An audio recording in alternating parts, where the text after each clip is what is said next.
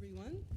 It is the regular meeting of the City Council of the City of Cottonwood, held June 21st, 2016 at 6 p.m. at the Council Chambers Building.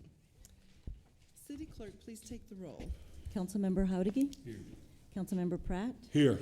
Vice Mayor Pfeiffer. Here. Mayor Jones. Here. Okay. Next is the Pledge of Allegiance, if you'll all rise. I pledge allegiance to the flag of the United States of America and to the republic for which it stands, one nation, under God, indivisible, with liberty and justice for all. The city clerk just let me know that the air conditioning is tripping out. So it could be a long, miserable evening for us. I apologize. Okay, so a brief summary of current events by the mayor, city council, and/or city manager. The public body does not propose, discuss, deliberate, or take legal action on any matter brought up during this summary, unless the specific matter is properly noticed for legal action. Madam Mayor, Mr. Bartosh. just a reminder to the public and the council that there's a forum on homelessness and panhandling at the rec center tomorrow night from 6 to 8, and everybody's welcome to attend.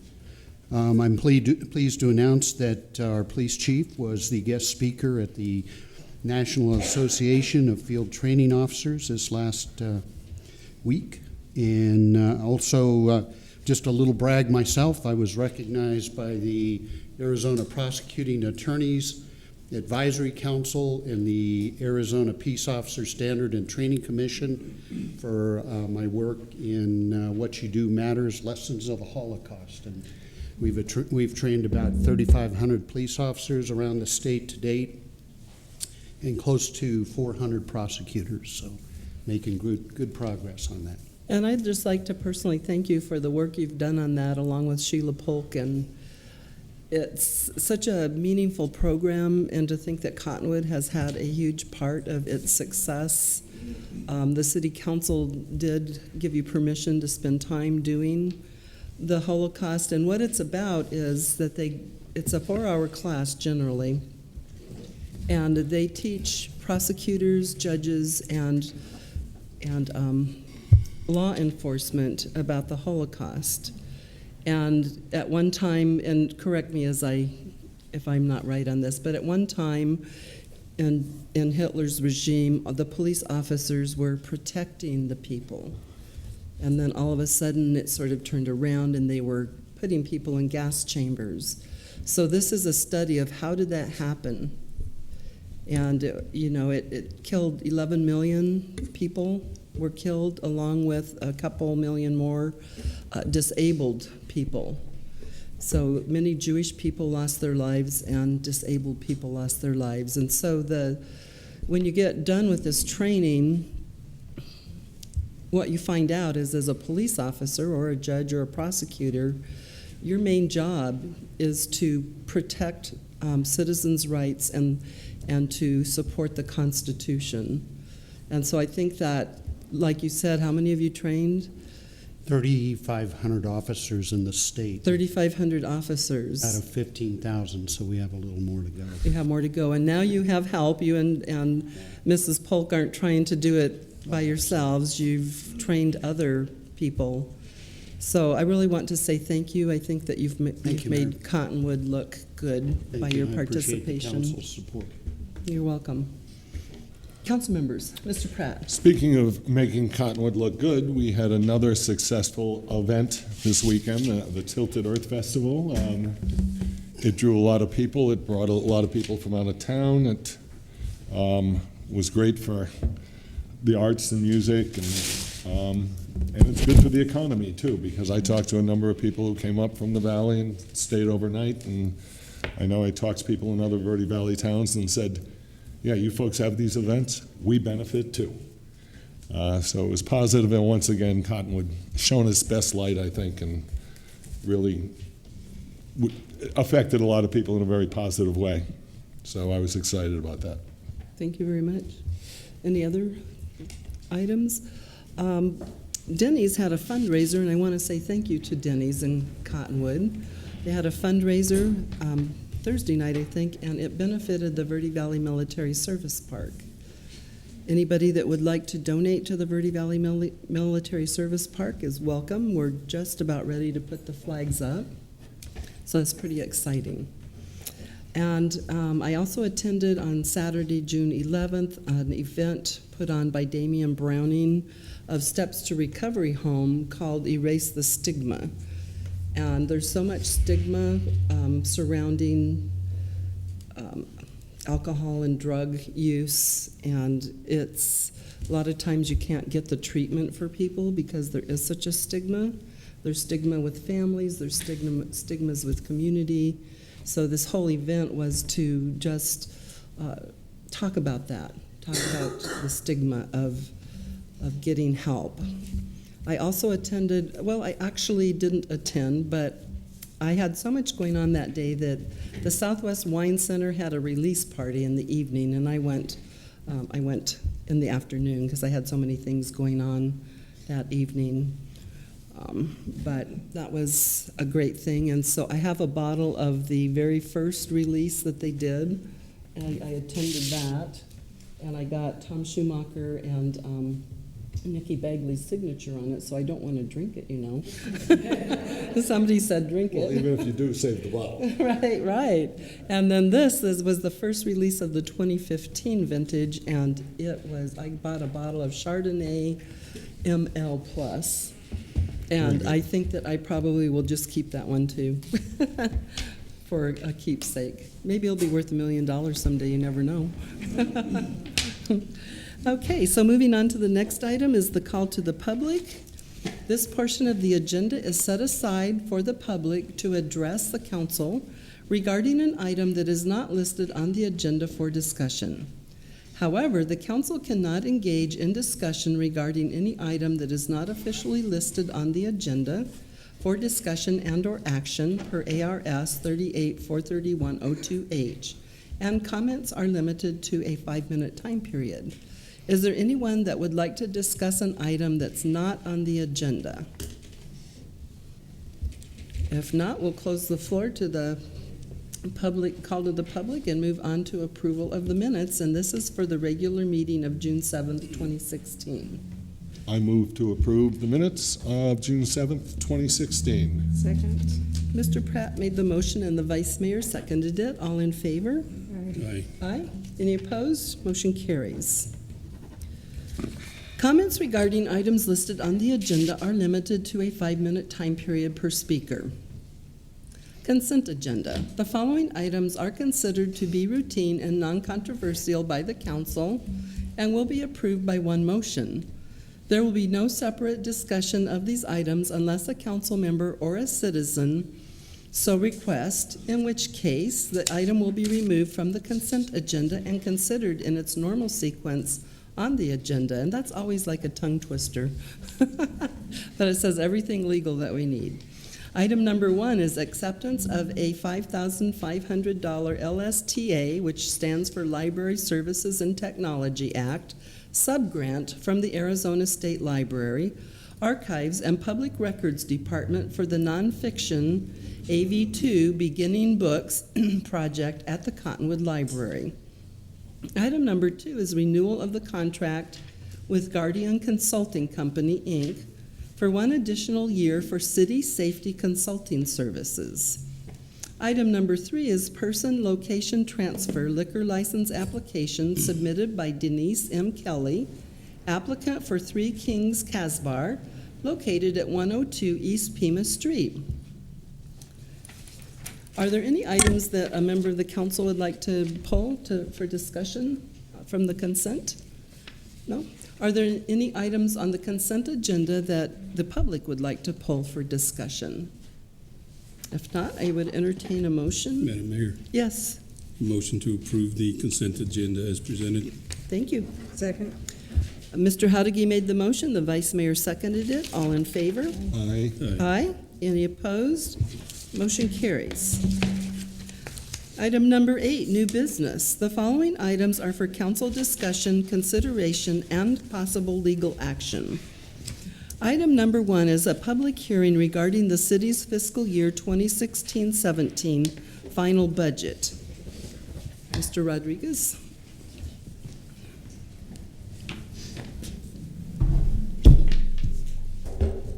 Yes, Mayor, Council, prior to actually adopting the final budget, we have taken some time to go ahead and open the floor to the public, allow a public hearing and the public to actually comment on the budget or ask questions about the budget. Okay, so the council has been discussing the budget, actually back as long as we had 7 members, and we're down to 4 members, so it's a big responsibility. And we've discussed it over and over through various meetings that we've had. And so this is a hearing, and it's an opportunity for the public to comment on the budget. So if anyone would like to comment, and when you're done, if you would get a yellow sheet and turn it in, that would be good, so we would have a record of the speaker. So the floor is open to anybody who would like to talk about the budget.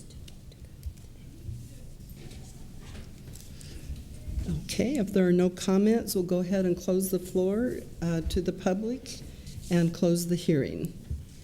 The next item is adoption of the city's final budget for fiscal year 2016-17. Mr. Rodriguez. Yes, Mayor, Council, as you know, we've had several meetings, including one 2 weeks ago to adopt a tentative budget which set our expenditure limitation.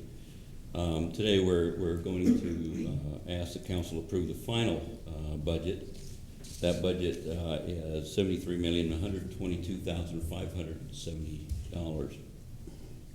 And that budget is also $840,485 less than the 2016 revised budget.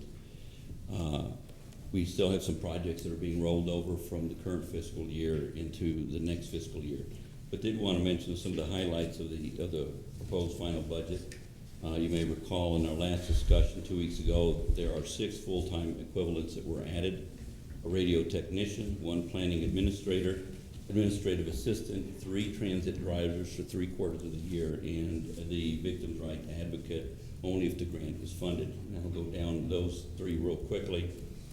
The radio technician most of the costs will be covered by eliminating some existing contracts that we have, and that will allow us to have a full-time technician. Currently, we have 2 part-timers. One of them is out of state most of the time, and we have to kind of schedule work to be done. By having 1 radio tech on board full-time will assist us quite a bit. The 1 planning administrative assistant, we currently have 1 that is part-time. We're looking to make that position full-time, and we'll have to go out for applications on that particular position. The 3 transit drivers for 3/4 of the year are specifically for Sedona's paratransit program. You may recall that we had last discussion with the links traveling out there. ADOT has changed their position on the need for paratransit. So we'll be having to add 3 paratransit drivers, and most of it is grant funded. The matching funds will come from Sedona's portion because they have to have them. The victim's right advocate, we've got notice that we're real close to getting that particular grant, so that position will be funded only if the grant is funded. And there are no matching dollars. We're going to be using in-kind services to match the matching portion of that. There's just 1 job reclassification. That's a purchasing agent to a purchasing contracts administrator. To balance the budget this year, we did have to eliminate 1 position, one police officer's position that we had vacant. We have a fully funded merit program, but we did not fund any COLA or longevity for this upcoming fiscal year. Some of the things that did help us balance the budget this year was that our health insurance premium only went up 2% on average since we've been with APEHP, Arizona Public Employers Health Pool. We've averaged about 6.5% to 7% roughly. This year we were real fortunate; we only had an increase of 2%. We do continue the present employee contribution structure towards dependent health care coverage. As you know, we do assist employees with their dependent health care. We do cover employees' full health care costs. There are some retirement adjustments due. The A.R.S, which is our Arizona State Retirement System, will be going from 11.47% to 11.48%. Public Safety Retirement System fire portion will go from 18.37 to 18.78, and the Public Safety Retirement for police will go from 37.37% to 37.72%. We are maintaining general fund reserve status, 60-day coverage, which we had instituted many years ago. That coverage is $2,851,240. Our accumulation fund is maintained at $1 million, and our undesignated reserves is sitting at $64,295. For this upcoming year, we're planning capital equipment purchases of $2,154,845, and capital projects are sitting at $22,471,190. And all these highlights are reflective of all the changes that we asked for and that the council approved during our budget sessions. As you know, we have budget sessions with department heads. We bring a proposed balanced budget to the council. Council reviews it and makes suggestions, if any, for changes. And that's what's being presented to you at this point. Any questions? Any questions from the council?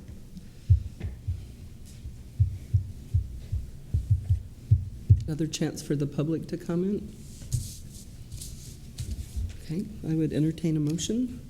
I move to adopt the city's proposed fiscal year 2017 final budget as presented, and to establish the city's fiscal year 2017 expenditure limitation at $73,112,570. Second. Okay, Mr. Pratt made the motion, the vice mayor seconded it. All in favor? Aye. Aye. Opposed? Motion carries. Thank you, Mayor and Council. I did just want to point out that the budgets are all posted on the website.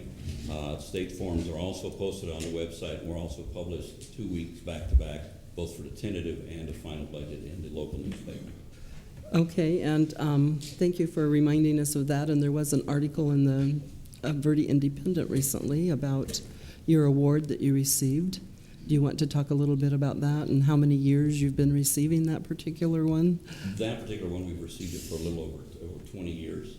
It started by my predecessor. We've continued it since then. A lot of the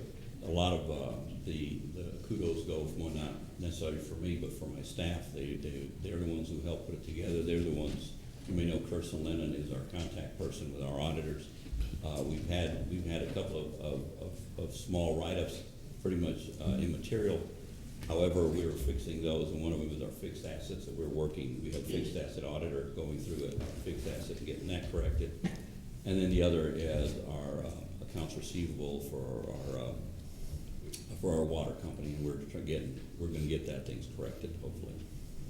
Okay, well, thank you for you and your staff's work, and Cottonwood has been noted for its transparency, putting information up on our website. We have a transparency page on our website, and we list way more information than we're required to list by law. So I appreciate the staff's work toward that end. I know that we were one of the first cities, I think, in the state that created that kind of transparency page, wanting our citizens to know exactly what we were doing. Thank you, Mayor and Council. You're welcome. Thank you. Discussion and consideration and possible legal action to fill 2 vacancies on the City Council.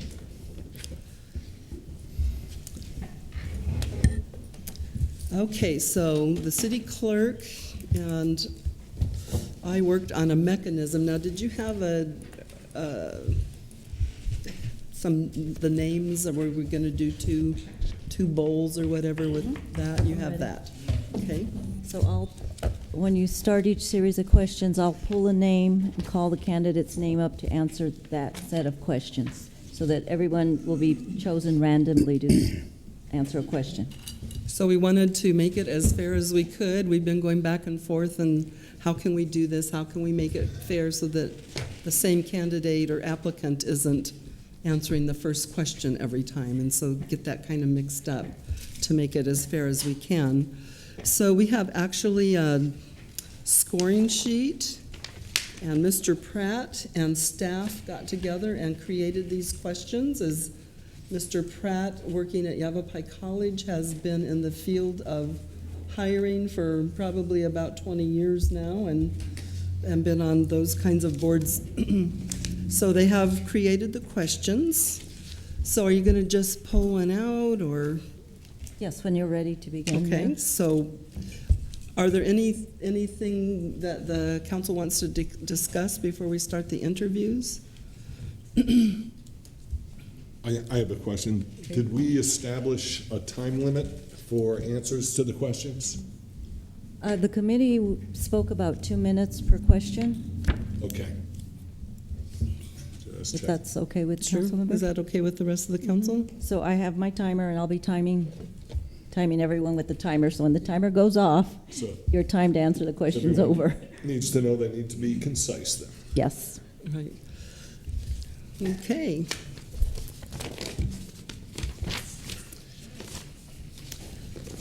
So the first applicant will be, Kent Hellman. okay.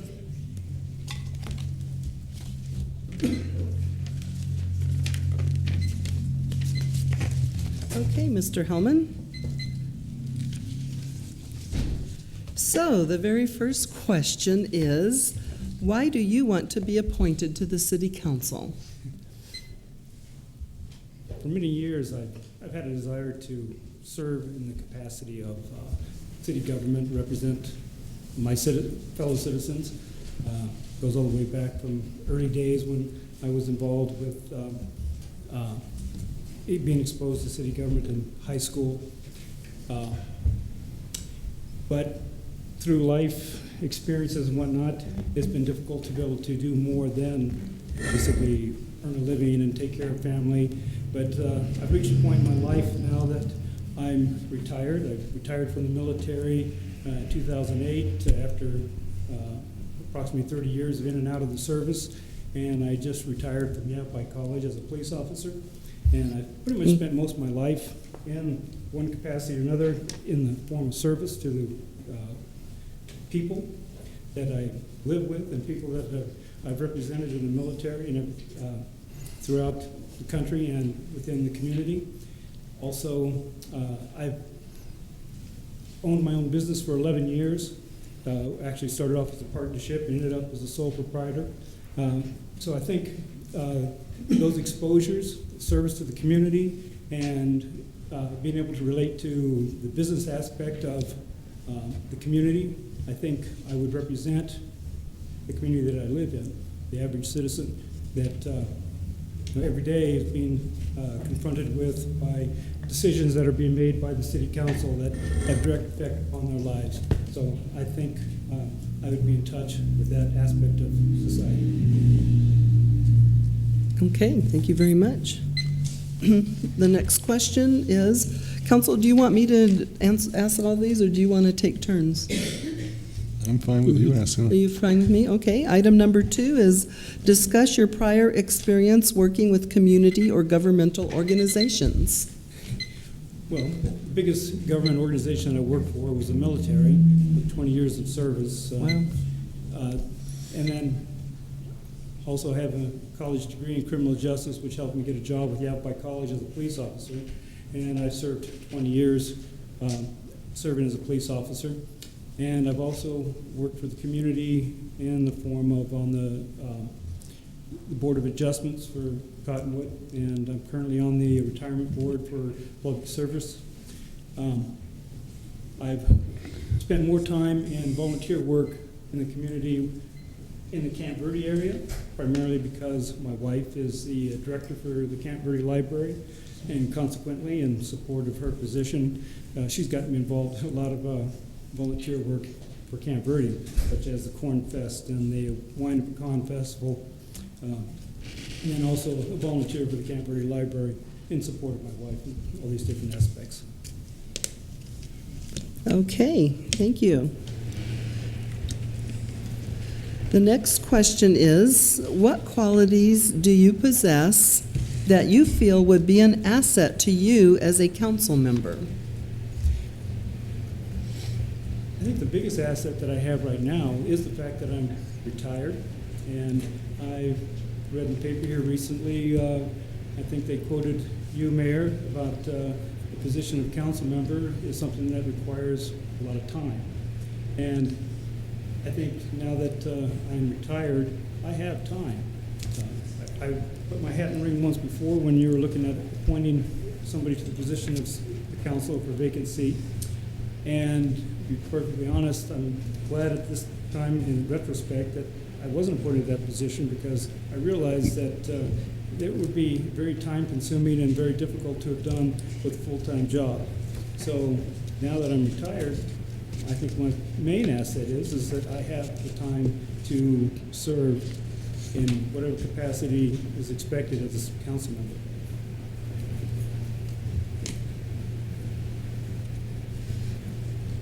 Okay, Mr. Hellman, and all the applicants, would you please speak directly into the mic if you need to pull it closer to you? Because with these microphones, you have to speak like right up into it so it picks up your voice. So if everyone would just grab that mic and have it right there, thank you. that helps because she'll have to transcribe the minutes from what you're saying, so that will help her a lot. Okay, question number 4. Describe a situation in which you were a member of a team and conflict arose within the team. What did you do? I would have to say I faced a lot of conflicts in the military as far as leadership positions. I went up through the ranks from enlisted soldier to a team leader to a squad leader to a platoon sergeant, and within that capacity as a leader, there was quite a few opportunities for conflict. Even in the Guard, it's personal issues, people failing to be able to meet the obligations of their enlistment requirements for the Guard in particular. In most of those cases, my approach was to deal with the individual on a personal level, to try to find out what the issues are, rather than rush to a judgment on why they weren't fulfilling their obligations. And usually those types of situations would be resolved through basically understanding the other person's perspective and their issues. Thank you.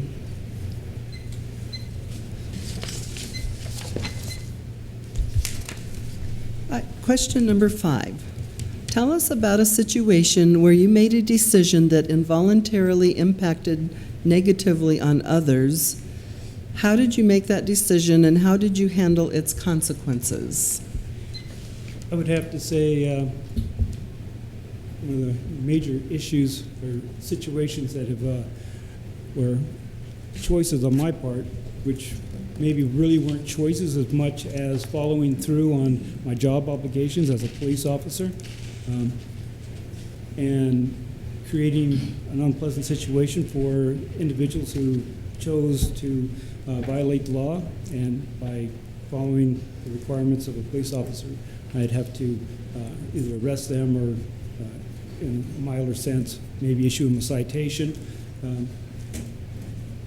And as far as being able to deal with those issues, my biggest conflict would be as long as that I'm feeling just about what I'm doing, that I'm not showing prejudice or not showing favoritism in how I would deal with the individuals, but more following as close to the law as required without eliminating the human aspect of interaction with the individuals.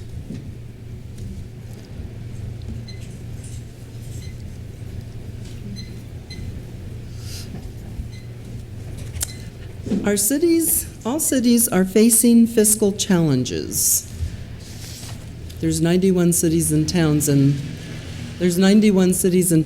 Arizona, and all cities are facing fiscal challenges. How would you address balancing the budget and consider various alternatives and trade-offs.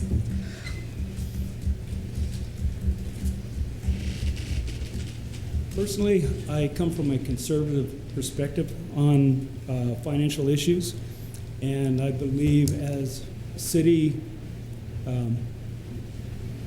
we have to be fiscally responsible with the finances that we're exposed to and being entrusted with, and giving back to the community.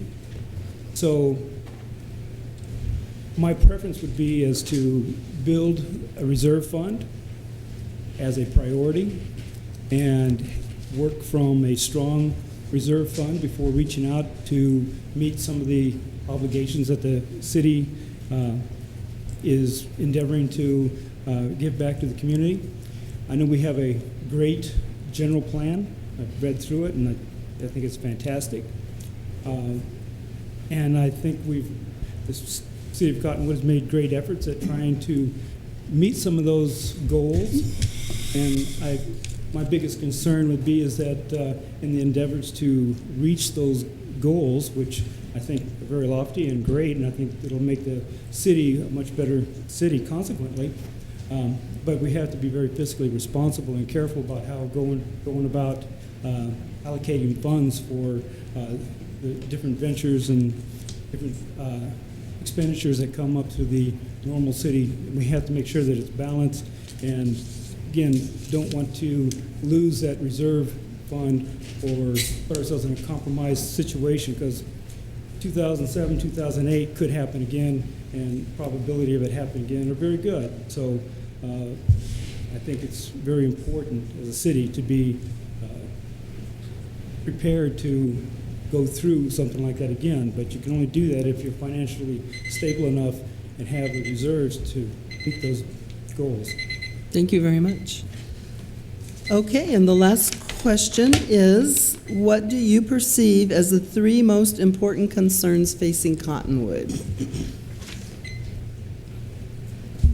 I think the first most important aspect is the finances of the city. Again, it comes back to the general plan, which I personally believe that it's causing us to want to spend a little more than maybe we should. I mean, to jump into things a little quicker than we should. But I think the goals are lofty and great.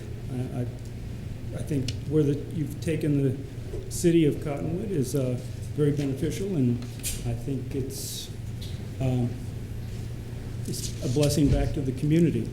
But again, it comes back to being fiscally responsible. We have to be careful on how we go about that.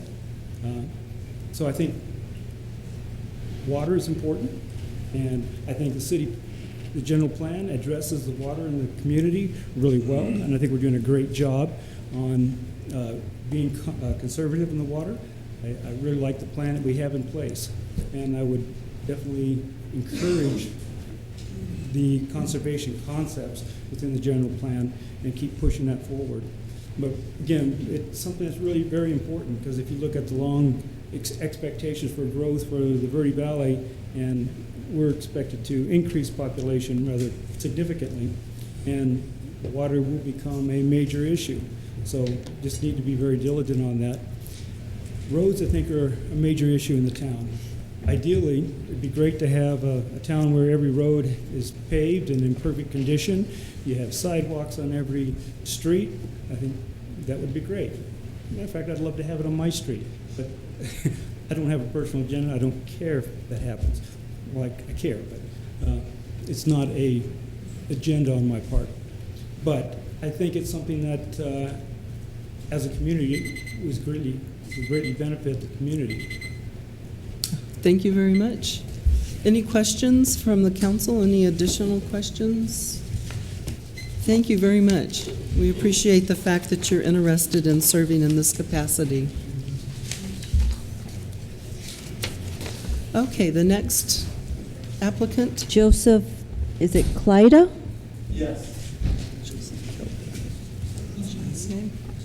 Clyda.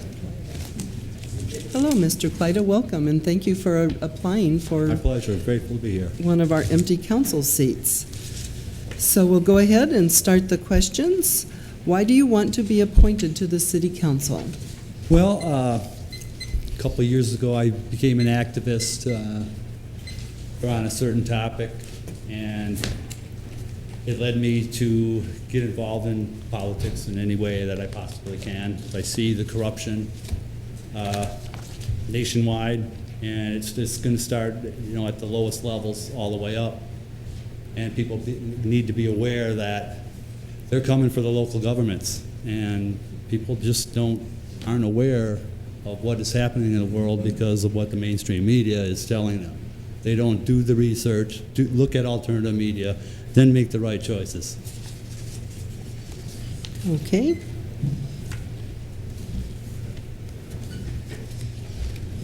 And the next question, finish writing this. Discuss your prior experience working with community or governmental organizations. Okay, I don't have a lot of experience in that, and I'm not afraid to admit it, but I did some volunteer work for the American Cancer Society, 12-hour marathon where I was the DJ and offered my services for that. I was a member of the AST, Association for Surgical Technologists. I have a medical degree and worked in surgery for 20 years. So that kind of helps me find a whole different outlook on the medical field as well, what's happening in that area. Okay. And question number 3, what qualities do you possess that you feel would be an asset to you as a council member? Well, number one, I like to go on rants. I don't know how good that it's going to be, but I try to keep the rants close to detail and, not wander off uselessly with unnecessary language. What was the second part of that question? I'm sorry. It's what qualities do you possess that you feel would be an asset to you as a council member? I also run a YouTube channel, which I do my activist thing on YouTube, which have quite a big following. And let's see what else. I do have some leadership skills. I had work in a shop under quality control. If that has any bearing on anything. I just don't like the way the government is, and so I want to make a difference, and that's why I'm here. Simple as that. Okay. Thank you very much. Question number 4, describe a situation in which you were a member of a team and conflict arose within the team. What did you do? Well, I can tell you one good instance is I was on a team playing sports for one, and we were falling behind, and we all started arguing. And so then I brought up the fact of the cause and effect. What is causing this, and how can we fix it? And once the team members tried to understand the cause and effect, they realized that the bickering was nonsense, and we went on to future success just by understanding cause and effect. Okay, thank you.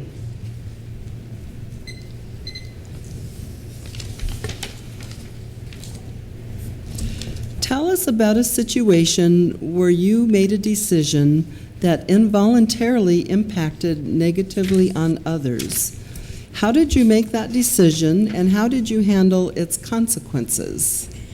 Okay, I can remember an instance where I called somebody out because of their cognitive dissonance on a certain subject which I thought they should have already known, and it hurt their feelings.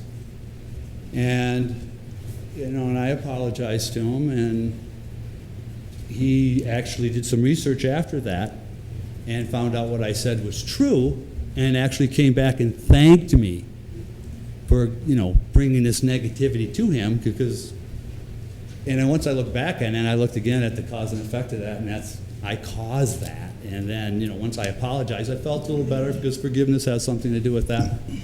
And we're good buddies again now.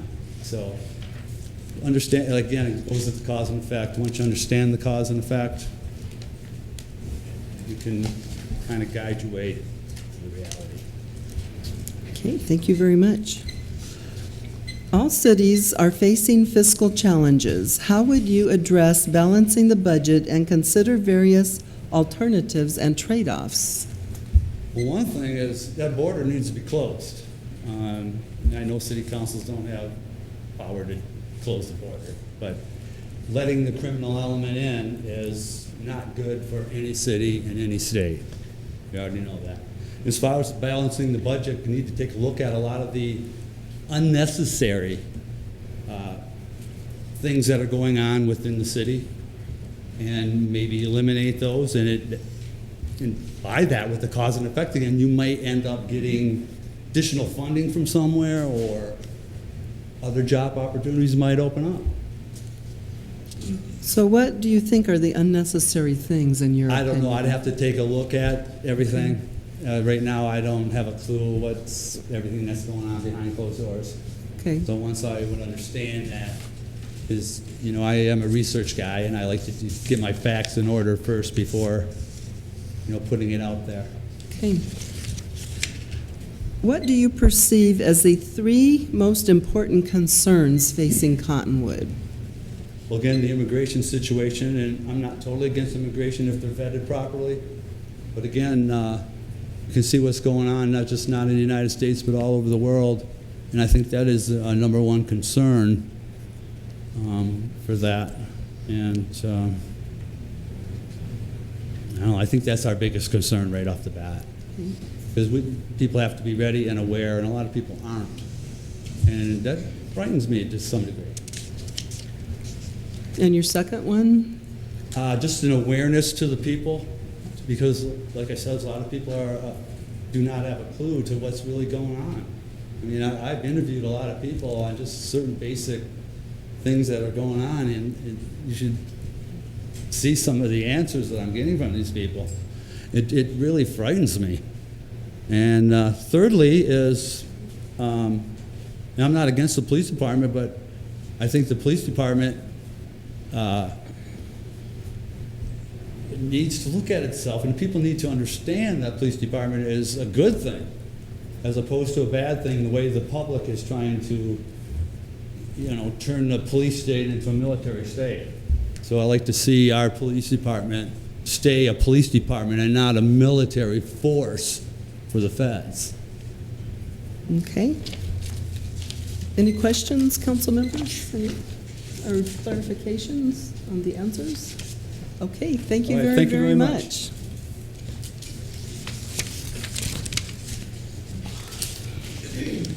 Okay, so, city clerk. Tosca Henry. Okay, Tosca Henry is the next applicant to be interviewed.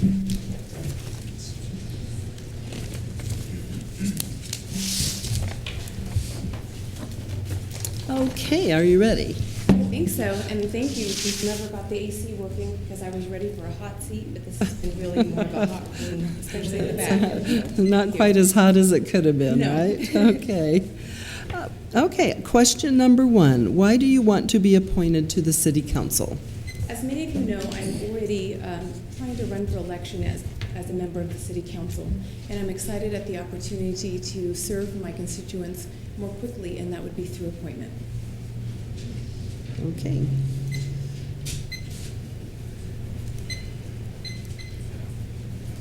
And the next question is, discuss your prior experience working with community or governmental organizations. I have prior experience both through my professional career as an attorney, where I do represent a number of public entities in the role of general counsel.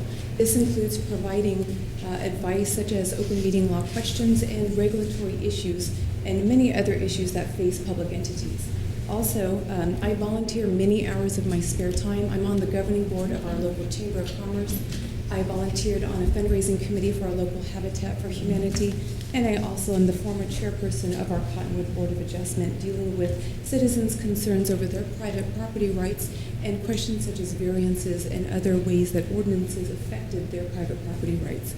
Lastly, I also am a financial supporter of many of our local entities, such as our local Verde Valley Sedona firefighter charities and our local police officer charitable organizations. Okay. And number 3, what qualities do you possess that you feel would be an asset to you as a council member? First, I believe that my education and training as an attorney has given me the critical thinking and analytical skills that are necessary for this position. Additionally, as an attorney, I'm used to reading and digesting mountains of paper, and I've seen your city council packets, and that's no light reading. So I do think that that experience is key. Second, I do have a proven track record of leadership here in the Verde Valley. As I previously described, I do serve on the governing board of our Chamber of Commerce and the Board of Adjustment and other organizations. Third, I have a proven track record of willingness to serve, and that's important. I note that we have a lot of people that do attend our city council meetings, but when it came down to actually applying and getting the signatures and trying to make efforts to dedicate the time to our city, there aren't that many people that are running and seeking appointments. So I think a willingness to serve is also vital. Thank you. Question number 4. Describe a situation in which you were a member of a team and conflict arose within the team. What did you do? This is a difficult question. In my job as managing attorney of the firm that I work with, conflict arises every single day, whether it's in the professional arena with clients and opposing counsel, or whether it's as resolving a staff matter. What I try to do is listen to make sure that I'm fully informed of what exactly the issue is, and not listen to rumors or embellishment. And so I ask questions and try to get to the heart of the issue. Then I work to build consensus and treat people with respect, whether they are my staff members who are arguing over who drank the last of the coffee, or if it's a client issue in a multi-million-dollar deal that's at stake. Thank you. Question number 5. Tell us about a situation where you made a decision that involuntarily impacted negatively on others. How did you make that decision, and how did you handle its consequences? I try to make those tough decisions through getting the most information that I can, and then giving advice, for example, to my clients to the best of my ability. And I've found that there are times when you just have to be direct, and it's a better policy. Although it's trite, honesty and directness is the best policy. And I've had many difficult situations where I've sat down and said, let me just shoot straight with you. Here are your options, and here is what I recommend that you do. And there have been times when those recommendations have turned out to be bad. But you make the decisions that you can to the best of your ability after you've tried to analyze all of the information that is available to you at that time. Thank you very much.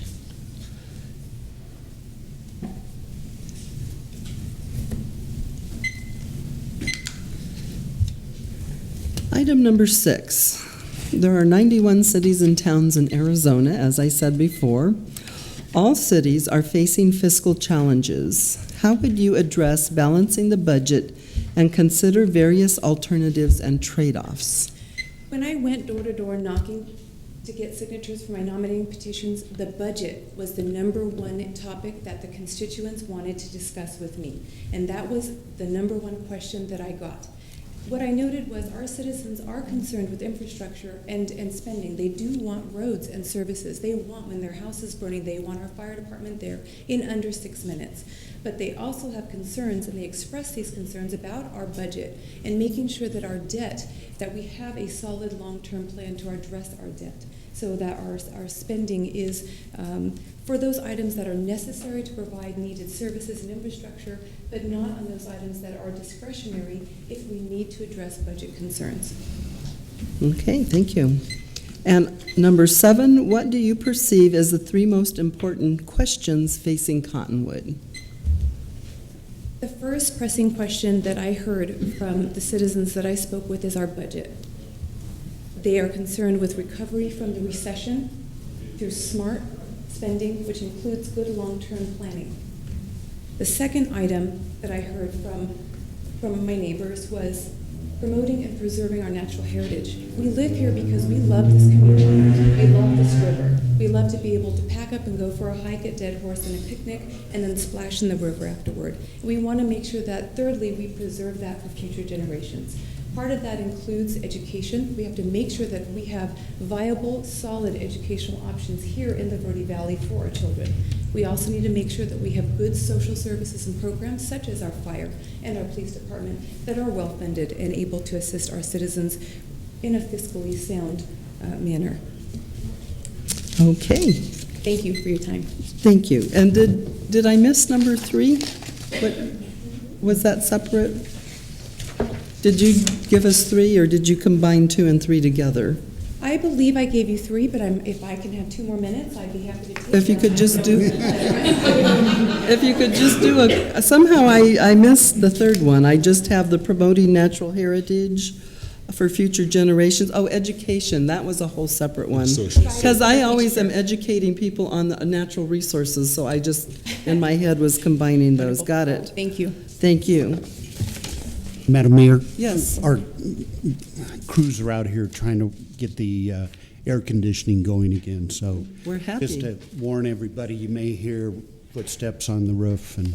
And it's not Santa. Okay, It's we're not going to just Santa. take a quick break here, a couple minutes. So anybody needs to stand and stretch?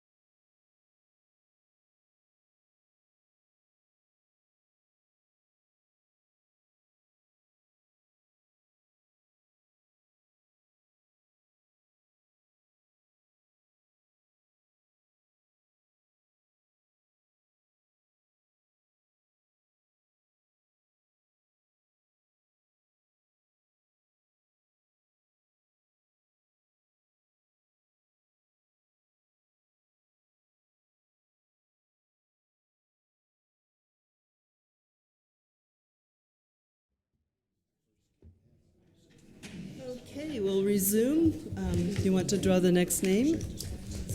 Kyla Allen.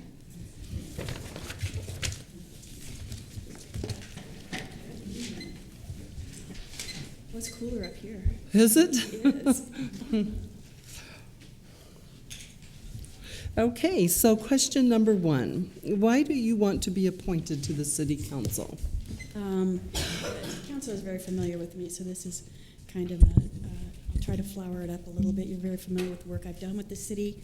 Over the years, I've progressed through many positions. I've done leadership program, graduated from Verde Valley Leadership Program. I've done a management certificate with Yavapai College. I provided supervision and leadership. For an example, I was a Vista. We had a Vista guy here, John Rolfe, who would do our homes, and I was his supervisor, and then Kent Burrow supervised some of our clerks at the police department. I have participated in special projects from the other side of the docket here. There's ants are like, Oh, no. sorry. They're like Oh, ants. yikes. And I just thought it would be fun, and it actually common sense to go on the other side of the agenda. Go on the council side. I have enough experience, and I thought I could really contribute. And I'm a big leader of the servant leadership, a big believer of servant leadership, and going through the Verde Valley Leadership Program was very eye-opening for that, and we had to create our own kind of vision mission statement, and my vision mission statement since then has been to lead by serving. And I thought, what an excellent way to do that, to be a city council member. And all the stars aligned. My baby left the house. I'm retired now. It just seems like everything pushed me to apply for an appointed position with the city council. And I'm going to quote somebody who's, let's see if I can pick it up. I firmly believe that each of us has a responsibility to do all we can with the abilities we are given to make our community the best place to work and live. And I too firmly believe that, and that was, Ruben has that on our website, the city's website. And if I have the opportunity and I think that I can help at the council level, I should apply for it. Okay, thank you. Item number 2 is discuss your prior experience working with community or governmental organizations. Okay, I've worked with a lot of community organizations, many of them within the city. I'm going to pick out a few that are were more responsibility and were a little bigger. Matt Force, I'm so proud of having worked with Matt Force, and it's my opinion that Matt Force is one of the major pushers that was able to assist the city of Cottonwood to become a destination, because it cleaned out the drugs in our Old Town area. It brought to light that there were some issues and that we were able to address those, and now we have this marvelous community and continue to have this marvelous community because Matt Force continues to target those areas where we might have weaknesses when it comes to dependence problems. Also, my prior experience, and this is great, with the Verde Valley Humane Society was a challenge, because there you have an extremely varied type of individual who are extremely passionate about what they're doing. And you have to be able to juggle the passion with the responsibility of the animals and the responsibility to the public. So that was very interesting, and it taught me a lot. And I think I learned a great deal about how to approach individuals that have that passion and let them know where their boundaries are and where they should just spread their wings and fly. Thank you. What qualities do you possess that you feel would be an asset to you as a council member? I think the biggest asset I possess is my knowledge of the city. I have an incredible amount of history and information in my brain from the time I've been here, because I've gone through so many departments in the city, having ended up in the city manager's office. I'm familiar with how things are done in the community. I'm coming to you with this knowledge, and that will reduce any lag time that I would have becoming familiar with what you can do in a municipality, what you can't do, how you can speak, when you speak. I'm sure the council remembers the first time, except for maybe the mayor who was familiar with this process before you became a council member. I think everybody else can remember the first time they sat down at the dais here or on their chairs, and the stress and excitement of what can you say, how do you do this. I won't go through that as extreme as the next guy.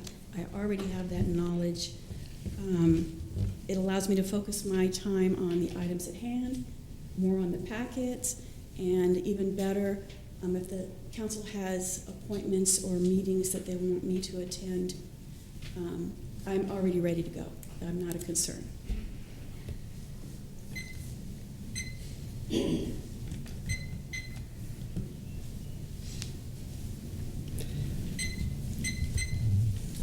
Okay, item number 4. Describe a situation in which you were a member of a team and conflict arose within the team. What did you do? When I was working at the police department, we have a couple gals that work up front, and sometimes you'll butt heads.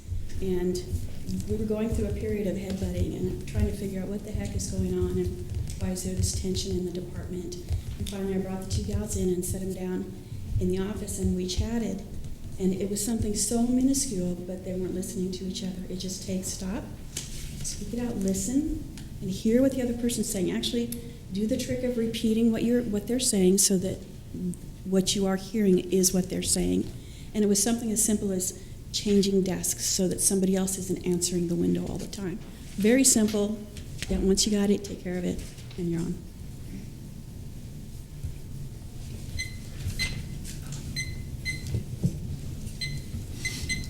Okay, the next question is, tell us about a situation where you made a decision that involuntarily impacted negatively on others. How did you make that decision, and how did you handle its consequences? I had a little bit of struggle with this one. Doing a negative, I try never to impact somebody negatively. I'm not saying I'm perfect, but I really try hard. I did come up with, when I was president at the Humane Society, we had brought in a cat that had scratched somebody and bit somebody. And once you get a cat or an animal that's bitten somebody, you have to quarantine it. The owner came in, and I was so excited that we found the owner. I said, absolutely, give that cat back. I did not know the rules. The cat has to stay in quarantine for 2 weeks, and we released the cat. So now this causes stress on the organization, but it was my responsibility. I took ownership of that mistake. It was nobody else's responsibility, not the gal that filled out the paperwork and released the animal. It was mine.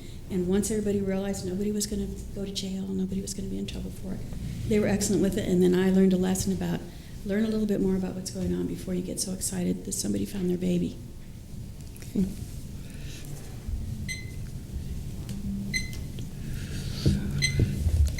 Item number 6 is, all cities are facing fiscal challenges.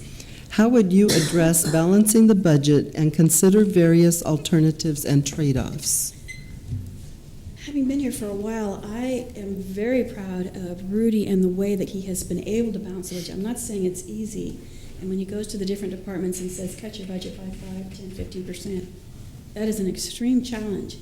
But the ways in which city manager and the finance director came about having to save money, having to cut that budget when a position was vacant, don't fill it. You're not closing the position. You will eventually hire for that again. Keep the position vacant. Cutting back hours at the library. At one point, we cut the hours back, but we kept open and then listened to their constituents and made sure it was open the days that we wanted to, just reduced hours. A variety of ways that balanced the budget and still served our public, I thought was excellent.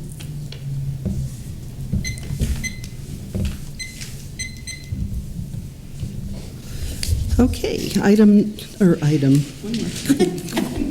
question number 7. What do you perceive as the 3 most important concerns facing Cottonwood?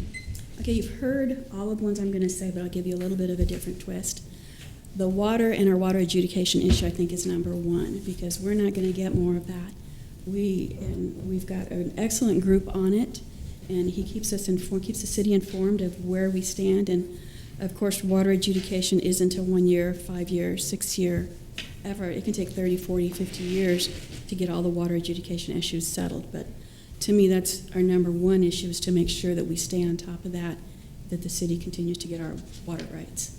2 and 3 are kind of combined. It's our budget, as was expressed, that our citizens do have concerns about it. Part of the time, I think the concerns are due to misinformation, and other part of the time it's absolute genuine concerns. Keeping a balanced budget and understanding that we're not like the federal government. We can't overspend. We can only spend what we have, kind of like me and my bank account. So that keeping that balanced budget and balancing that with continuing to provide the services that the public wants. So as I said before, the library, we didn't want to close our library when things got rough. We wanted to keep that open because so many depend on it. Not just for entertainment, they get on those computers to find themselves jobs, to get their resumes. The kids go upstairs to the wonderful place that we have upstairs for the youth now, and they play their games and they learn their programs. So the city, again, reduced some hours and we're able to continue to have the library. So the services, and that's police department, fire department, continuing to have those services run at top notch would be my concern, but that goes hand in hand with the budget. Okay. Any questions from members of the council?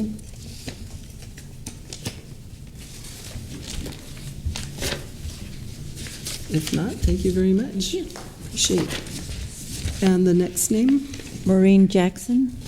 Okay, Maureen Jackson. Hello. Welcome. Thank you. Okay. Question number 1. Why do you want to be appointed to the city council? I've always wanted to walk to work, and I live in Old Town, so that's that was. But I spent about half my career working in local government, and I feel that I know quite a bit about how local government runs, the functions of the departments. I'm very good at budgeting. Budget seems to be a big concern everywhere. I worked at Coconino County for a few years and happened to be there when, you may recall, the state of Arizona seized the contingency funds that the counties had.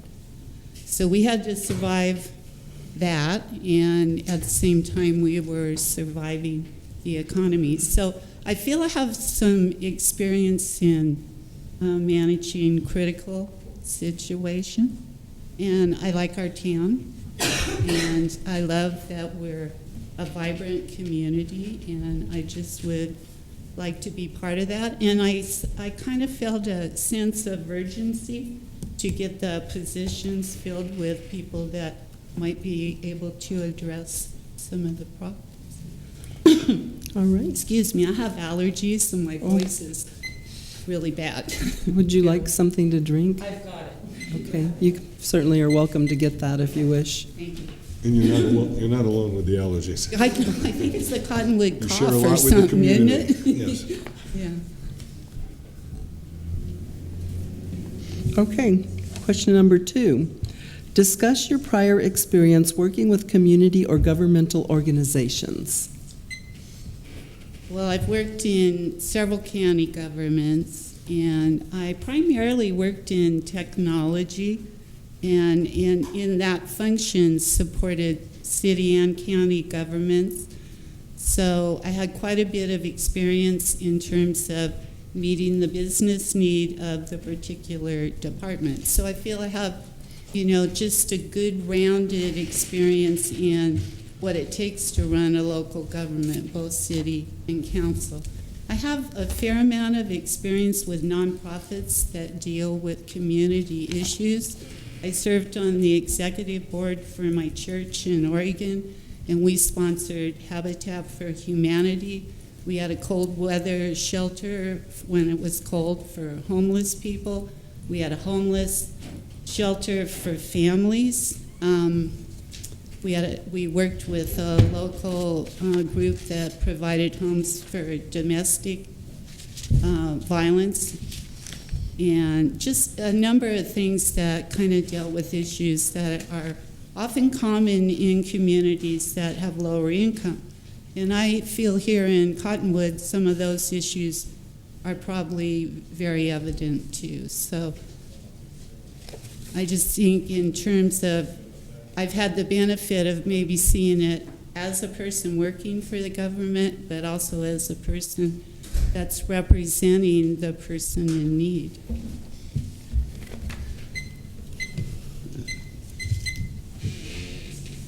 Okay, the next question is, what qualities do you possess that you feel would be an asset to you as a council member? I'm very good at budget. So I have faced serious budget reductions. I have had to reduce, as when I managed the data center and the main core technology team for Portland and Multnomah County, I was asked to reduce my budget 8% 4 years in a row and maintain a 24-hour data center and all the services that we were providing. So I have a lot of experience with being creative with the budget. I've also had to just face the facts when there isn't enough money. I'm also, I think, a person that is a process improvement person. So when something comes to me, you may not really be able to solve the whole thing, but maybe there's a place where you can make it better. And I think quite often in local government, that's your dilemma. I mean, you're facing a decision that somebody's not going to like, you know, but is there going to be a sweet spot for, you know, a few people, maybe for everyone, or is there just, you know, a goal for improvement that you can get everyone to buy into, or most of us to buy into? So I like that. And then I don't know, I am a kind of outgoing, gregarious person. So I think in terms of, as a city council person, I would probably be one that would want to be with the public a lot and have their input and discuss things with them.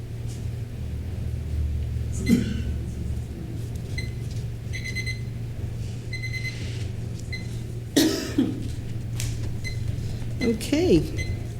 Describe a situation in which you were a member of a team and conflict arose within the team. What did you do?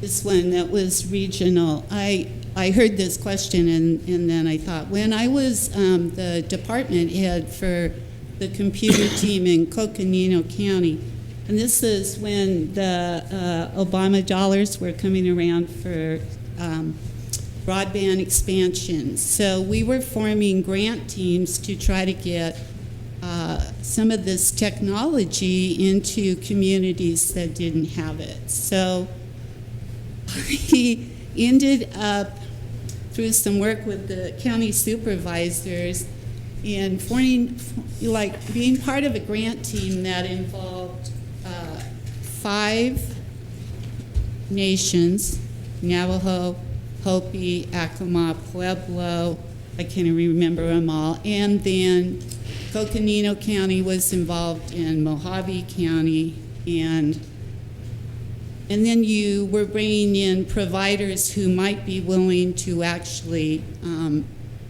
work with us in bringing the services in. So just the nature of the team with so many, just so many different kind of goals and passions about this, because of course, on the reservation, they had nothing. I mean, you had homes where kids didn't even have electricity, let alone a computer to do their work. But you had that in white communities too. So, you were managing multiple, just the multiple tribes and the fact that they were coming together in an effort, and then just the concept of who is more needy, So I just tried to be in the middle somewhere. I just would try to be a bridge person.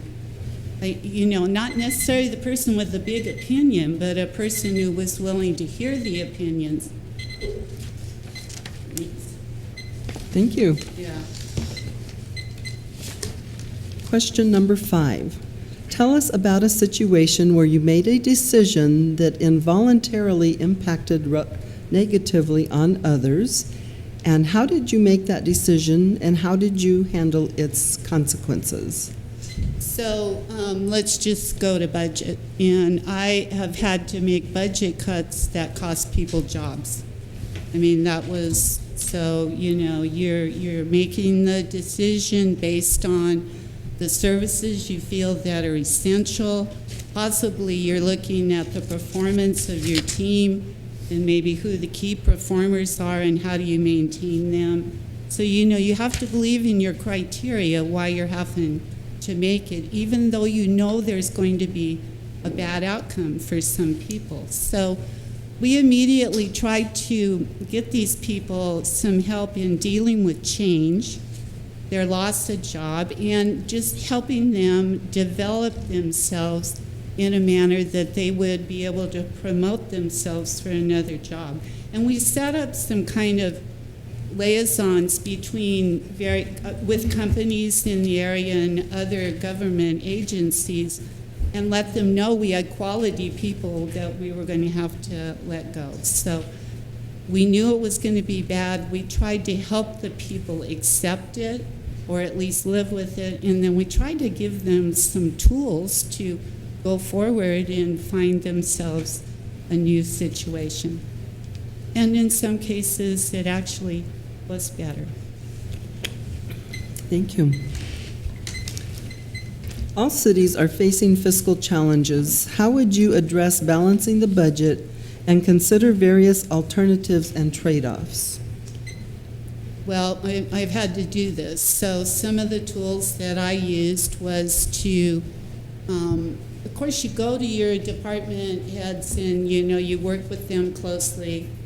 You need to get input from the public. If you're going to have to look at which services you're going to be cutting or what you're going to eliminate, I just feel you've got to check in with the public and get some, you know, idea of where their priorities are.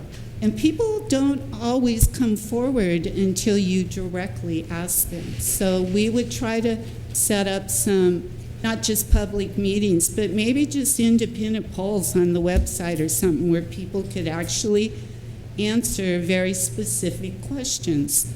And that was the deal. Be careful with your question and be able to, you know, measure things so that you understand the response you're getting. And the second thing, I mean, not the second, but an important thing is to recognize you're going to have to do it. So it's not that, I'm not going to say don't apologize, but you have to do it. And you just have to kind of get over the emotion and make your process good and listen to people's ideas. We, quite frankly, were often stunned with the ideas that staff people offered for saving money. Okay, thank you. What do you perceive as the three most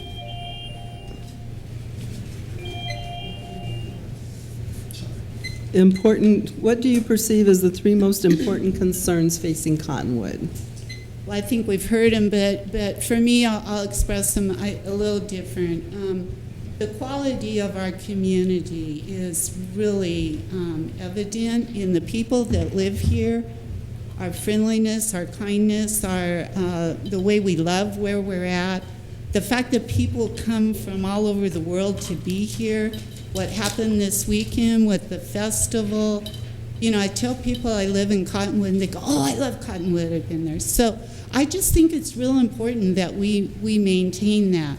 And I love that we are not becoming Sedona, that we're expanding, but we're trying to maintain what Cottonwood seems to have always been. I may be kind of new to this community, but I'm a small town girl, and I think small towns are unique, and that we need to protect our small towns and how we think and how we act and how we live in a small town. And that's why we're here.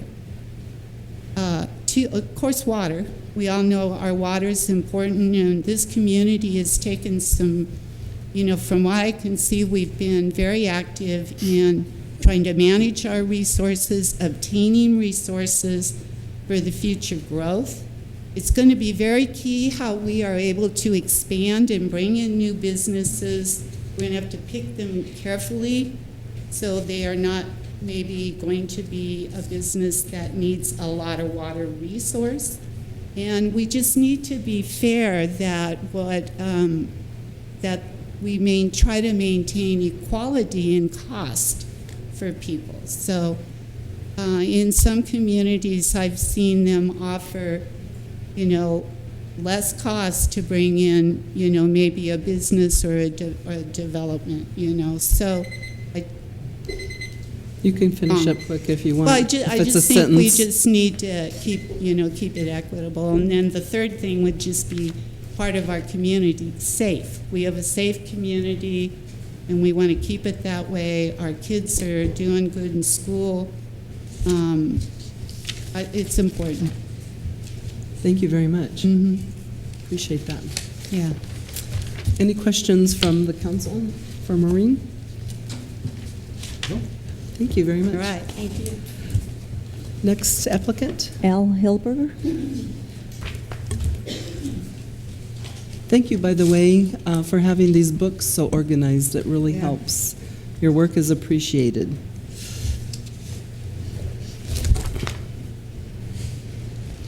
Mr. Hilberger. Okay. Are you ready?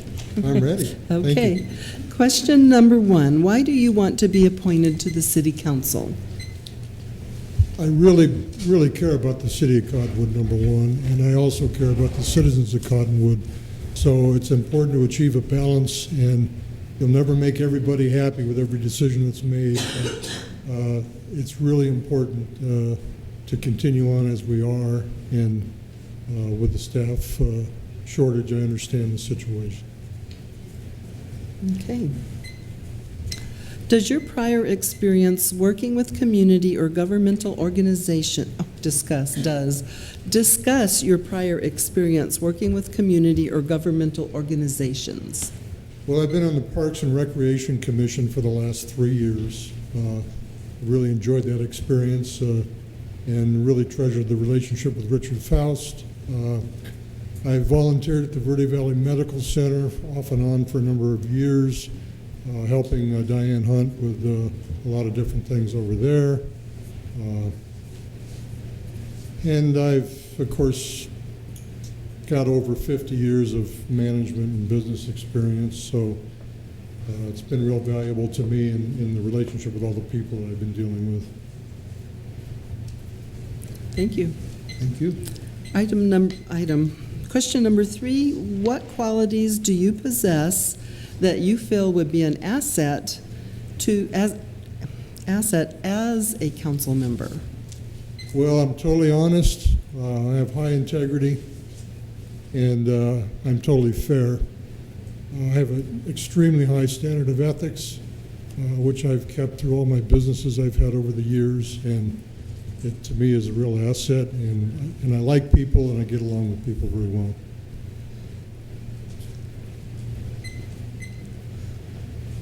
Okay, thank you. Question 4, describe a situation in which you were a member of a team and conflict arose within the team. What did you do? Well, anything can be resolved through communication. That's the bottom line. I've been very fortunate over the years. I can't think of any enemies, and I only made friends, and that means the world to me. But in a situation like that, you sit down with people, you discuss it, and if I ever made a wrong decision or hurt somebody, the first thing I do is apologize, because it's the only way you can communicate. Also, to treat people as your equal at the same level.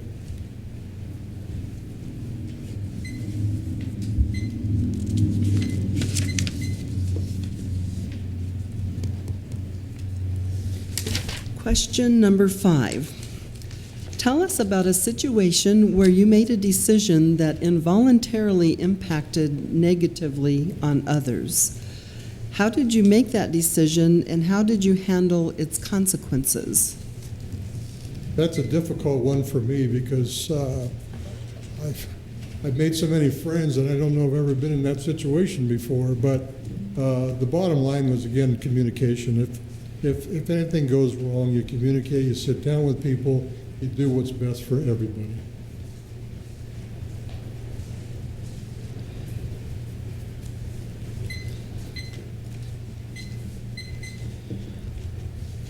Question number 6. All cities are facing fiscal challenges. How would you address balancing the budget and consider various alternatives and trade-offs? Well, the first thing I would do is like to review that 300-page budget, but also to sit down with Rudy Rodriguez and or his staff and really analyze page by page, item by item, where the monies are being spent, number one, and then see if there's areas we can possibly do without, not overspend, address the debt, things of that nature. Okay, thank you. Question 7. What do you perceive as the 3 most important concerns facing Cottonwood? Well, I think we've got a great start, thanks to everybody and all the decisions were made. I think that we continue with street improvements as we have. The infrastructure is a big item, water and sewer. I toured the sewer plant. There's a lot of deferred maintenance to be done over a period of time. The other thing is with the new reclaimed water plant, I know that we have to connect, and there's isolated areas that have reclaimed water lines, and it's going to be something that's going to have to be addressed and connected to along with the street improvements. Okay, and number 2, or was that all 3? No, that's the budget again is the debt on the budget is one of my biggest concerns, and concerns of the people that I've talked to as well. So again, that goes back to really addressing and becoming knowledgeable about the current budget and how we can possibly modify where we have to, not spend any more money than we have to, but achieve a good balance and make sure that we're getting the things improved that we need to do and continuing on with maintenance as we need to. And 3? 3, let's see,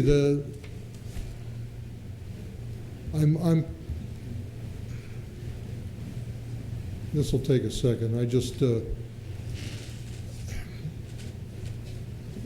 It's relative to the budget, but I'm also concerned about the expenses that have to be incurred to do what we need to do relative to the improvements that we need. So it's back to budget again, but.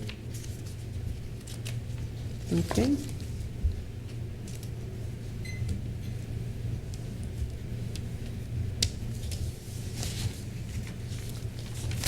Thank you. Thank you very much. Did you all have any questions? A break? Can we take a break after these 3? Okay, we'll just take a break right now. How's that? Up to 6? Yeah.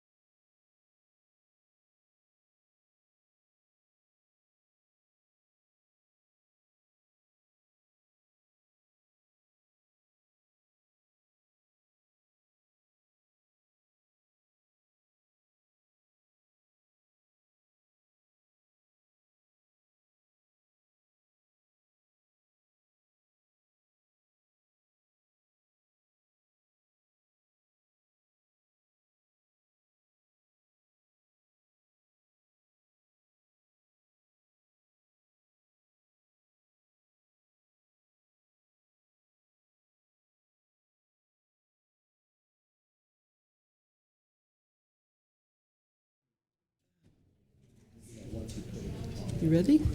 Sorry. It's okay. Mary Ann, who's next?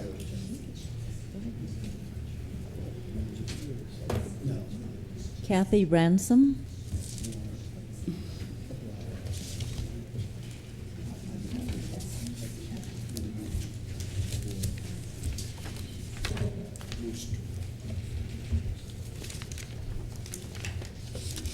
Hello, Kathy, how are you?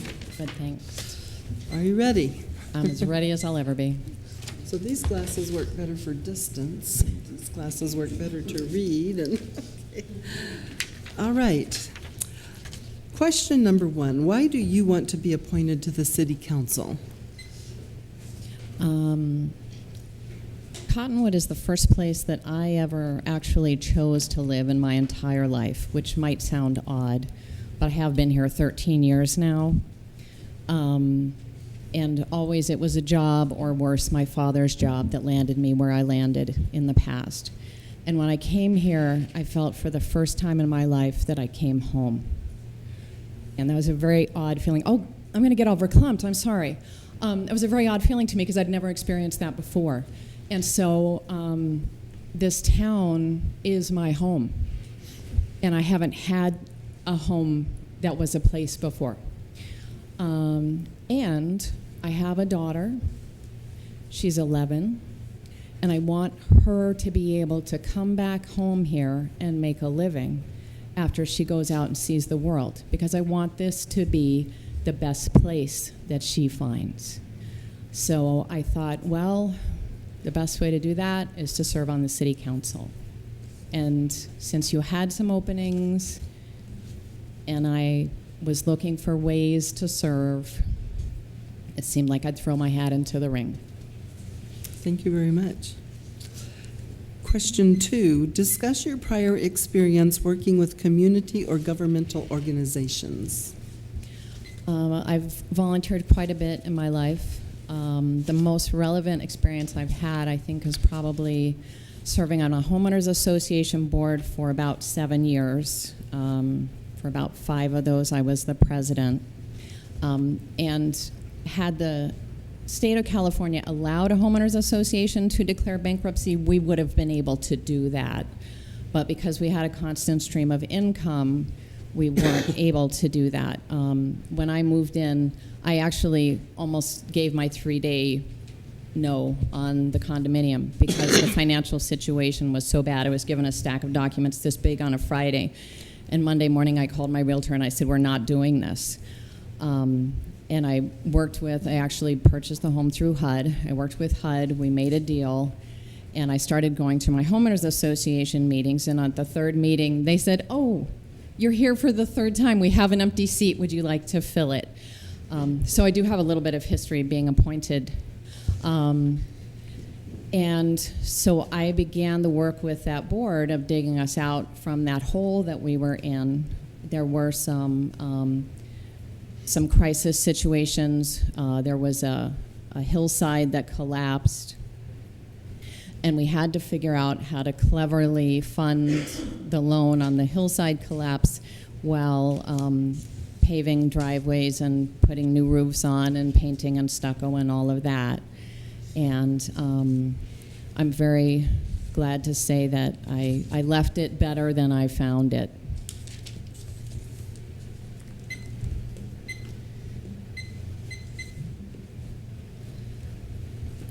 Question number 3, what qualities do you possess that you feel would be an asset to you as a council member? First of all, I'm a good listener. I'm also very passionate about the city of Cottonwood. I'm a good problem solver. I like to take in a lot of points of information. I read books, I read magazines, I read newspapers, I read the internet, I talk to people. And I have a weird little pigeonhole system of information, and things bubble up at hopefully the most opportune times. I'm also extremely optimistic.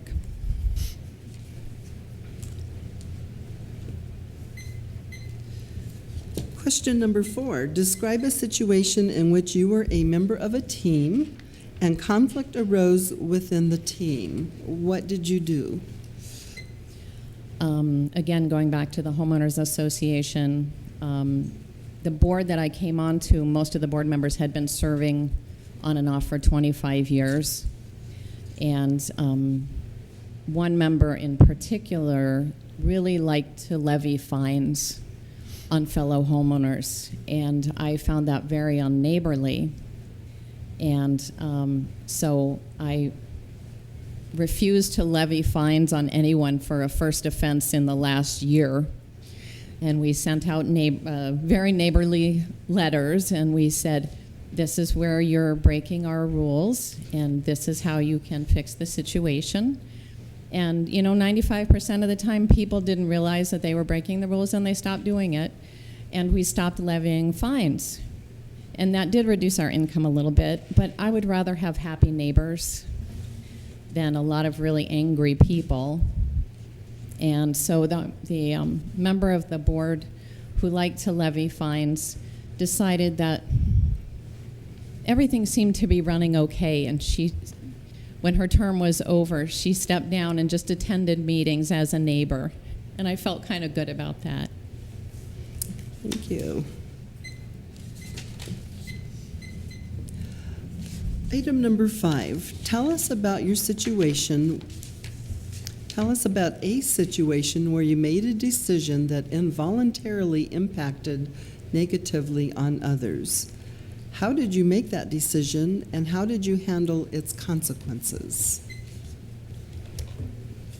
Well, I have to own a homeowners association increase. I can't say that I involuntarily caused it, because we looked at budget numbers and we said, well, we're going to have to increase the homeowners association fees.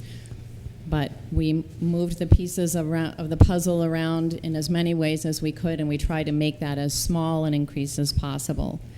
And when I didn't have a lot of angry homeowners show up at the next meeting after we announced the increase, I thought, okay, well, we didn't break anybody.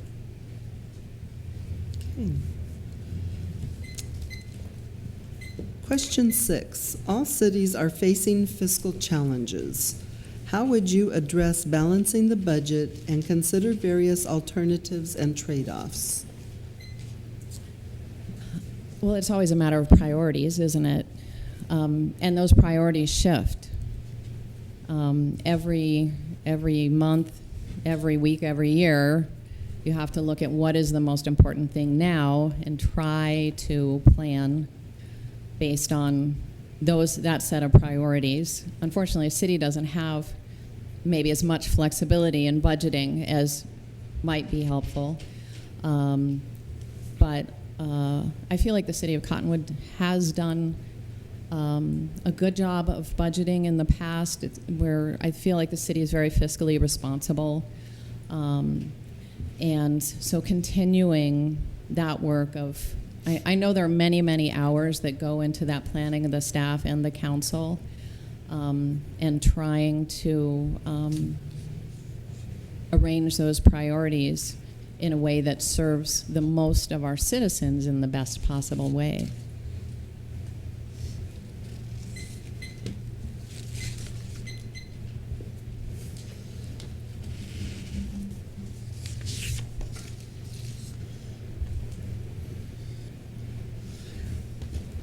Question number 7. What do you perceive as the 3 most important concerns facing Cottonwood?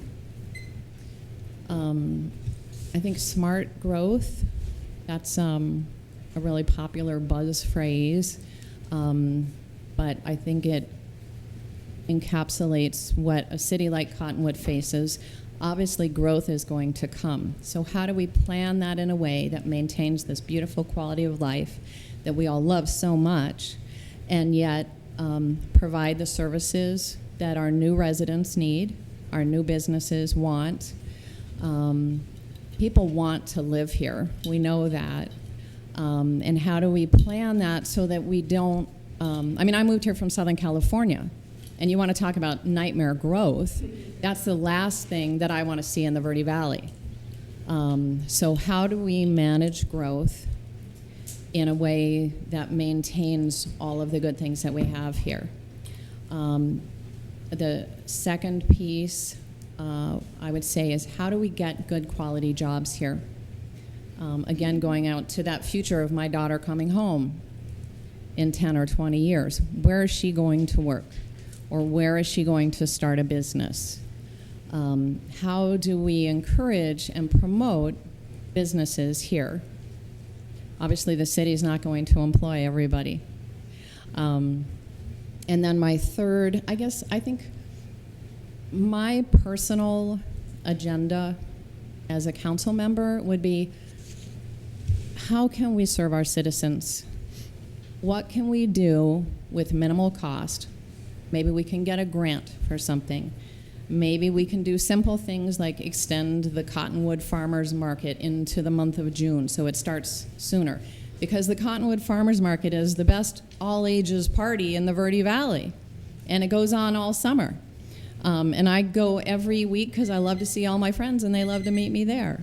But how can we serve our citizens with minimal expense? Thank you very much. Appreciate those answers.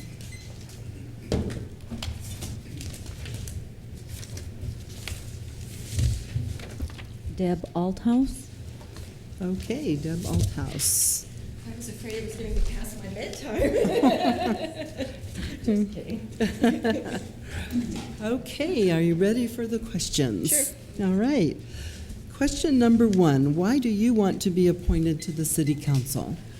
Well, I was, like several other people here in the audience, I went out and got my signatures and was going to run for one of the open spots, and was at the City Council meeting a few weeks ago when it was brought up. And I, like somebody else, I think, said, what a better way to start serving the community sooner by going for the appointment instead of the 4-year to go ahead and start doing it sooner. Like everybody else has said, I almost wish I had gone first, because then there would be original, things that you could say. But, I love this community. I'm out in this community. People know me. Every weekend I'm out doing something around here, and I'll speak to some of those things in a future question. Okay. Question number 2, discuss your prior experience working with community or governmental organizations. Well, I've always worked in healthcare, but in California I worked for a company, Inland Empire Health Plan, which Southern California as well I came from. And we were a county-based organization, so I actually have retirement through CalPERS. Knock on wood, the money's still there when I retire. So I served, we had to go to the governing board and get permission for every dollar we spent. So I have that experience. I was there for 10 years, and if California hadn't changed, I probably would still be there. Personally, I loved it, but it really started, to go downhill. I also am big with the VFW Post 7400. I was just there Sunday cooking in that hot kitchen for veterans. I volunteer at the American Legion Post 25 here in town, American Legion Riders. I am the state treasurer for the Modified Motorcycle Association of Arizona, and I am the secretary for the Modified Motorcycle Association of Verde Valley District. So I'm constantly out raising money, helping Meals on Wheels just a couple weeks ago. I was just telling Al, we have an annual Frosty Balls and Chili Boobs run that's always on January 1st. And last year that money went to the Verde Valley Military Service Park, and we voted again this year to hold that event. We're actually going to start and end it at the American Legion Post 25, and all money will go to the Verde Valley Military Service Park again. Last year we gave over $2,000.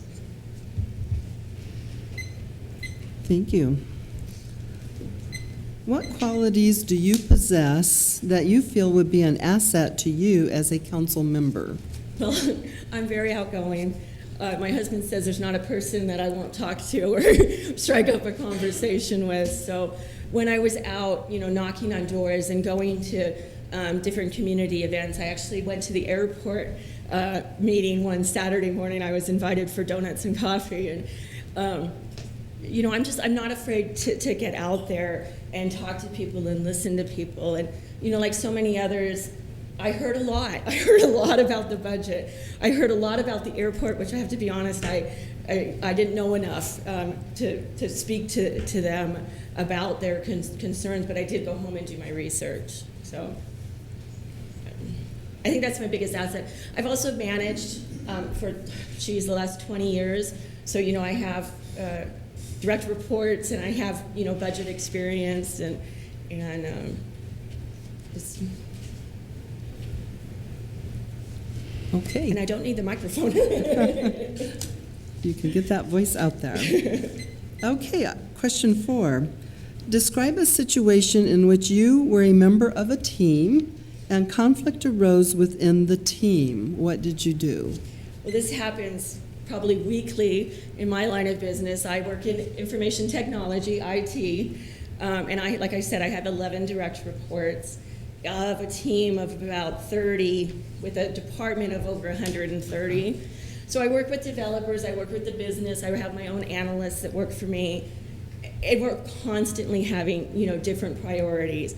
I manage 7 or 8 different states for requirements for healthcare, and so, you know, each state has their priority, and we only have so many resources to handle all of that. So we get together, we talk, we listen. We oftentimes still brainstorm. Now we're lucky enough through technology we can do it through WebEx. We don't always have to get in a room. But I think, you know, getting people together, listen and talking, and coming up with a plan. Plan of action, we call it.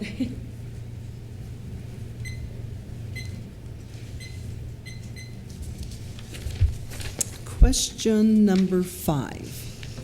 Tell us about a situation where you made a decision that involuntarily impacted negatively on others.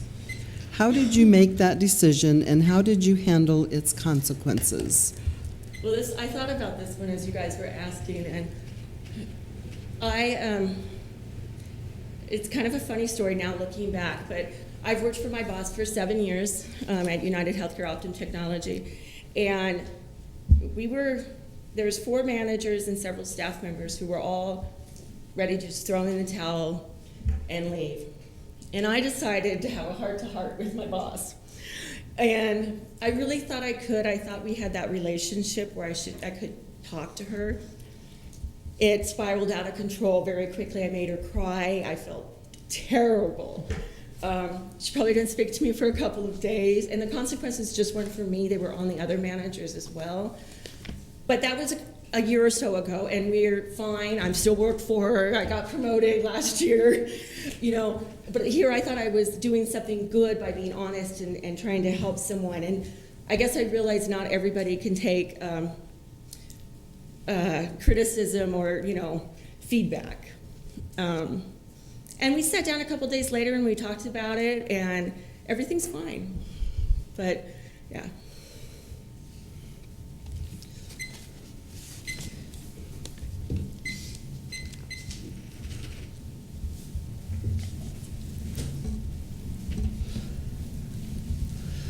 Question 6. All cities are facing fiscal challenges. How would you address balancing the budget and consider various alternatives and trade-offs? You know, I think this is one of those questions where you kind of wish you were first because you sound like you're saying the same thing as everybody else.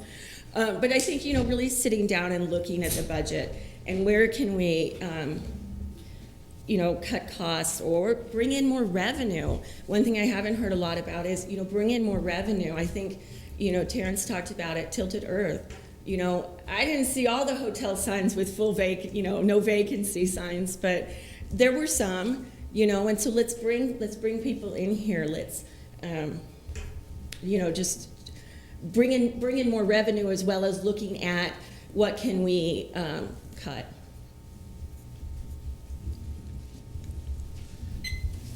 And question number 7, what do you perceive as the 3 most important concerns for Cottonwood? Well, along with what everybody else said, I'm going to give you guys something different. This is my number 3. But I am so interested in the panhandling and the homelessness. And I'm going to be there. I was thrilled when I saw it on Facebook, you know, today, and I liked it, and I tagged it, so I would make sure I went. You know, we came up here from Phoenix, and downtown, First Street in Washington, you know. You see homeless down there all the time, but when we started to see people up here begging, and it broke my heart, and how much I care about our veterans. My son serves in the U.S. Army right now, and he just got back from his second tour. So veterans are important to me, and you know, a lot of times these homeless are veterans. So I really think we have to look at what's going on in this area. Why do we have so many now? Of course, you know, the water and growth, I think they go hand in hand. We have to figure out, you know, the water, but we also have to be careful about the growth. What Terry and I love so much about Cottonwood is that small town feel. And yeah, we need to bring people in, we need to bring in businesses, but we've got to be very careful. And then, you know, I think resources like the Verde River, Dead Horse Ranch, Old Town Cottonwood, these are things that, you know, we need to be ensuring we're investing in and preserving. Okay. Any questions from members of the council? Thank you very much.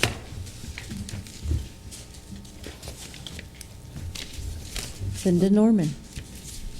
Is that the last? How many more do we have?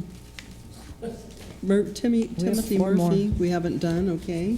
Connie Jackie, we Bowl. haven't done. We have 4 more. 4 more, okay. We knew it would be a long night. Linda Norman. Okay. Why do you want to be appointed to the city council? Well, as you know, I served 8 years on council from 2005 until 2013. In that 8 years, I learned a lot through city council, learned how the city functions, and thought we were doing a lot of good things, and I know we're doing a lot of good things, I should say, and I would like to do that again. Okay. Question number 2, discuss your prior experience working with community or governmental organizations. Well, I worked for the local Yavapai County supervisor for nearly 5 years. And prior to that, I worked in the school system for 13 years, worked in the business office, with payroll and accounts payable and that kind of stuff. So that gave me an insight on budgets.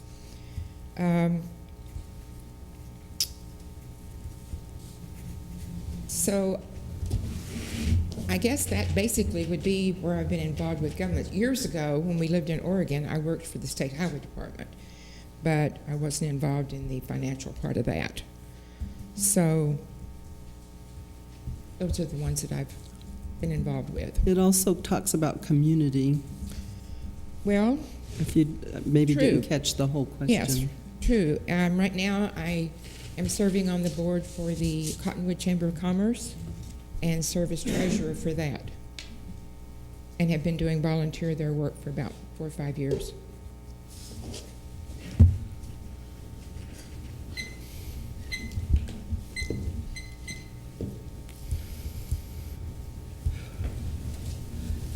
What qualities do you possess that you feel would be an asset to you as a council member?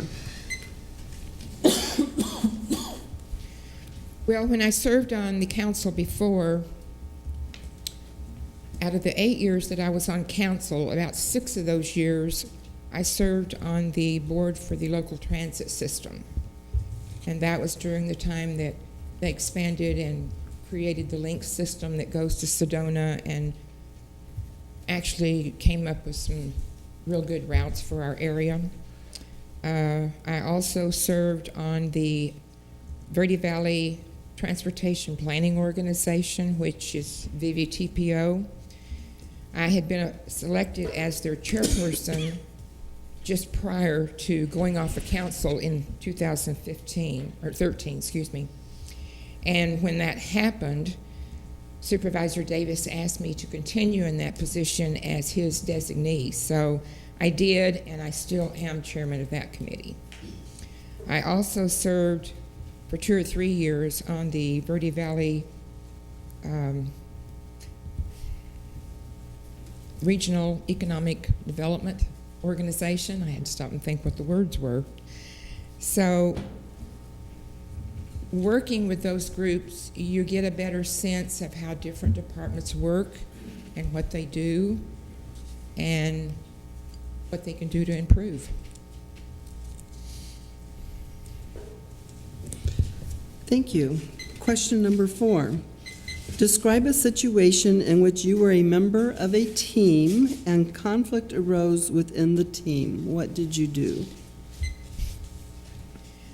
I can't think of any specific time, but I have always felt that if there's a conflict, whether it's in a team, a board, or a committee, whatever you want to call it, then that conflict needs to be discussed on a calm, reasonable ground and hear each other's ideas and position. And then if that doesn't solve the situation, then have to figure out a way to move on.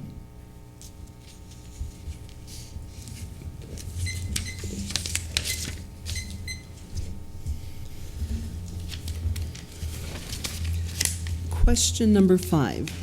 Tell us about a situation where you made a decision that involuntarily impacted negatively on others. How did you make that decision and how did you handle its consequences? Well, I'm having a real hard time thinking of any particular time, but if I had, or if I did, apparently they didn't let me know that it caused negative reactions. But there again, it would be a time to sit down and talk to everyone that's involved and do it on a common ground where everybody can voice their own opinion and not get mad and not walk out, which I've seen in some areas, but was not involved in them. So things need to be discussed and done in a timely manner and keep calm.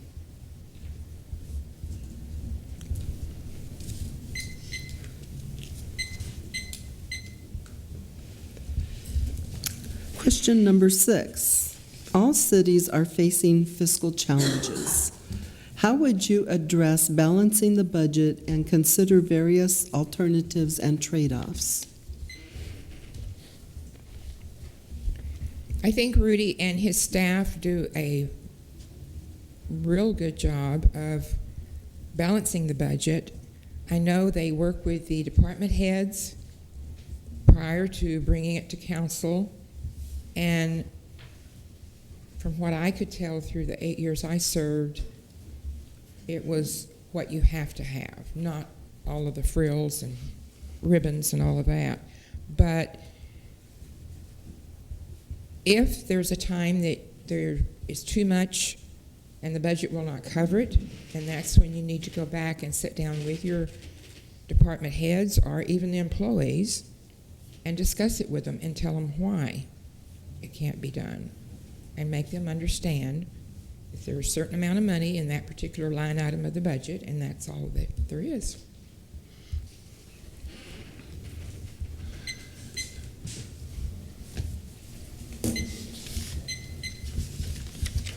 And question number 7. What do you perceive as the 3 most important concerns facing Cottonwood? Well, number 1, I would say, is our water. We have to keep in mind that it's not real plentiful at times, and I think our utility department does a real good job of sending out the little bifocals, whatever they're called, in the bills each month, telling us about water conservation and ways to save on water. Another way,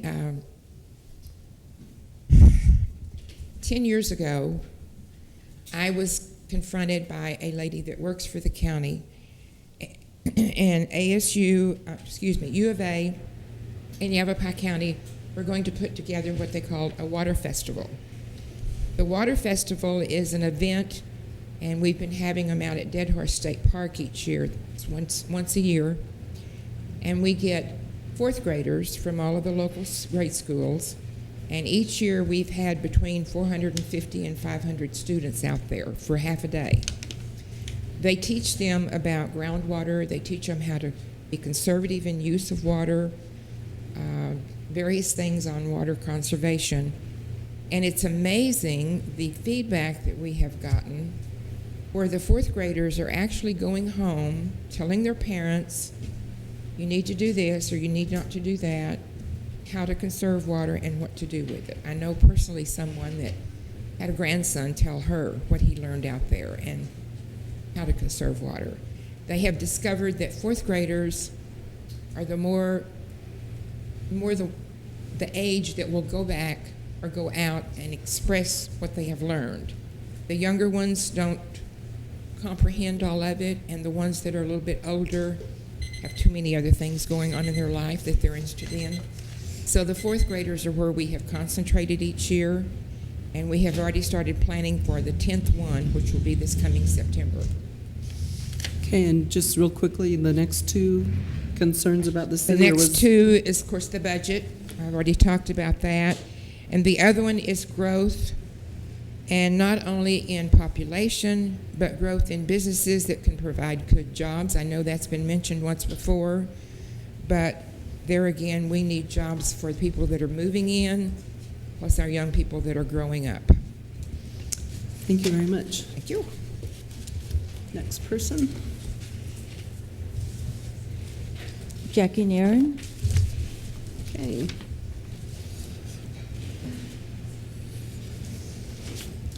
Hello. Hi. Okay, are you ready? Sure. Okay. Question number one, Jackie. Why do you want to be appointed to the city council? As many of you know, in March I decided to run for city council. What led to that decision is that my personal lifelong mission has really been to serve and to help people to improve their quality of life. So I got a social work degree, and I worked for many years in social services and some customer service to that end. So I moved here a year or so ago and fell in love with this community. It is home to me in a way that Indiana never was. And I decided, I've been helping people through my job at Catholic Charities to this end, to improve their quality of life. So it made sense to me to run for city council so that I could help the entire community, to serve the entire community and help them to improve the quality of their life. And so applying for the appointment just makes sense because that means I potentially get to do it sooner. Okay. Question 2. Discuss your prior experience working with community or governmental organizations. Well, I'll start with governmental because I honestly don't have a lot of experience with governmental organizations. But the one thing that does come to mind when I think of government is the 2 years that I spent on a federal grand jury in Indiana several years ago. When I went into that, my dad had served on a trial jury, so I went, oh, okay, I get a week on a jury and I'm done. But when I got there and learned it was a 1.5 to 2 year commitment, that astounded me. So I served 2 years, and I learned a whole lot about the legal system and the judicial branch of our government, which really encouraged me to learn more about government as a whole. Community organizations, since I arrived here, I've been very active in the Verde Valley Homeless Coalition. I chair the shelter subcommittee of that coalition in an effort to help the Verde Valley to build a shelter, which we do not currently have, in an effort to help protect our homeless population from these horribly hot or horribly cold temperatures that we get.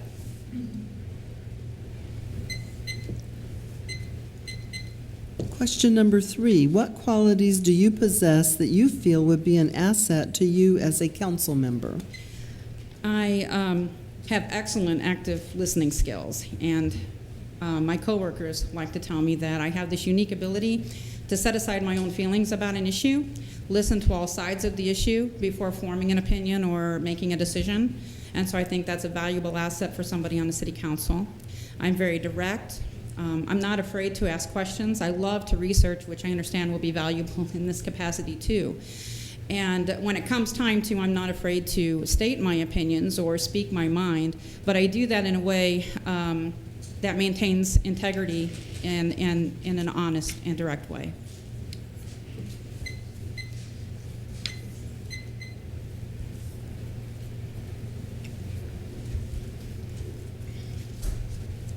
Thank you, whoever made the air conditioning work.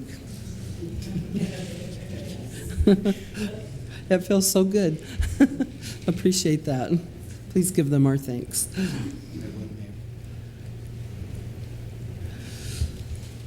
Question 4. Describe a situation in which you were a member of a team and conflict arose within the team. What did you do? Well, in my current position, I am a supervisor of a team, of an outreach team. And during a couple of the staff meetings since I arrived there did arise a few conflicts between team members in the meeting that got a little bit heated. So how I handled that was I asked them to take a step back and take a breath, and then I gave them each an opportunity in the group to express their views without anybody interrupting them. And then I walked them through a process in which they could resolve their conflict, on their terms.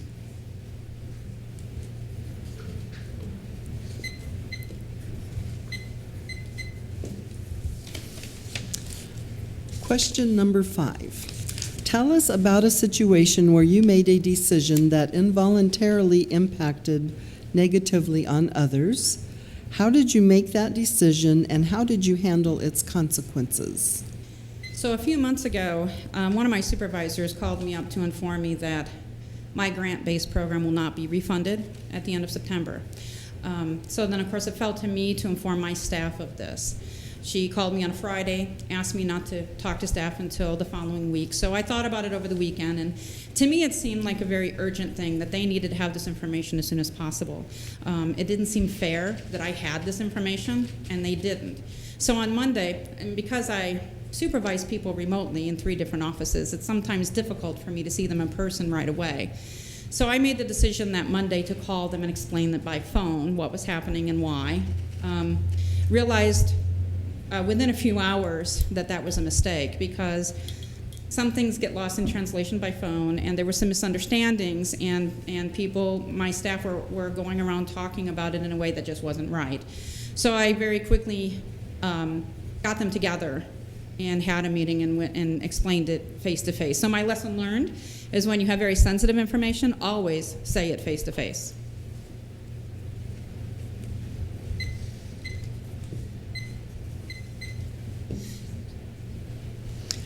Question number 6.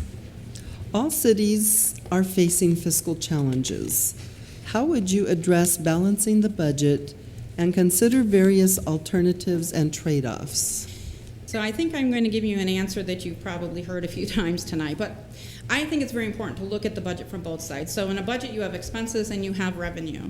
So you do need to go through the expenses line by line and understand what they are. If I come into this, I will have to do that and research it, which of course I love to do. So you do that, you talk to the department heads, and you figure out what's most important, what's a little less important, what can we do with that if we have to. But then you also have to look at the revenue side. How can we bring more money into the city? So can we apply for some other grants that'll bring money into the city? Can we bring in new business that's going to pay living wages so that we can give people in the city more money to spend? Those kinds of ways of increasing revenue I would like to look at. Okay, and question 7. What do you perceive as the 3 most important concerns for Cottonwood? In my campaigning and getting petitions signed, I've talked to many, many, many people that live here and some that don't. But I learned very quickly in that many people that live here have no clue what the city council does. They may or may not be interested in finding out. And I think that because of that, it becomes very important to me to educate and engage the community in the process. They need to understand what the city council does and why it makes the decisions they make. Because on the other side of that, the people that did know something about what the city council does didn't agree with many of the decisions that are being made, but didn't want to come out and speak to that. And so we need to engage them in that way to give them the power to come out and have a voice. Because if the city council members don't hear the voices of all the community, then how can we make the best decisions for the entire community? Coming from that too, then my second item would be transparency. And I know that everything's on the city website, but from my conversations with many people, they have some difficulty navigating the current city website. So I think we can improve our transparency if we improve the city website and make it more accessible to those people who maybe don't have as many computer skills as the rest of us, or not as much access to computers, and so their time is limited when they do access it. So just to make the information easier to find. And then the third priority would be finances. People are concerned a bit about the city's finances, but they're also concerned about their own. And to that end, I heard lots and lots of complaints about the water bills. And so the citizens that I talked to were very concerned about how high their water bills are. They don't understand why the water bills are that high. And then that goes back, again, to, I think, the transparency issue and helping the people to understand why things are the way they are. Okay. Thank you very much. Thank you. Yes, we can. Stretch. We can. Yoga time. Everybody want to stretch a minute?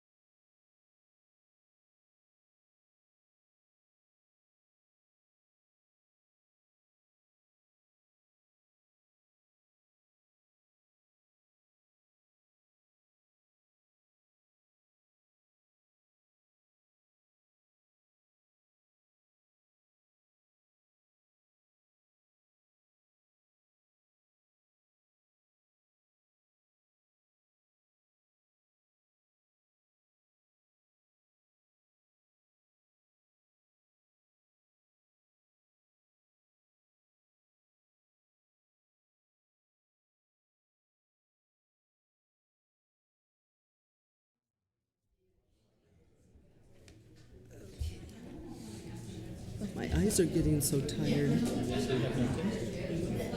an interesting little title that you survey about.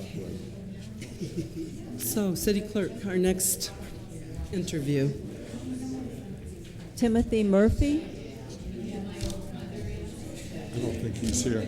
Timothy Murphy? Is Timothy Murphy here? I don't think so. No Timothy Murphy?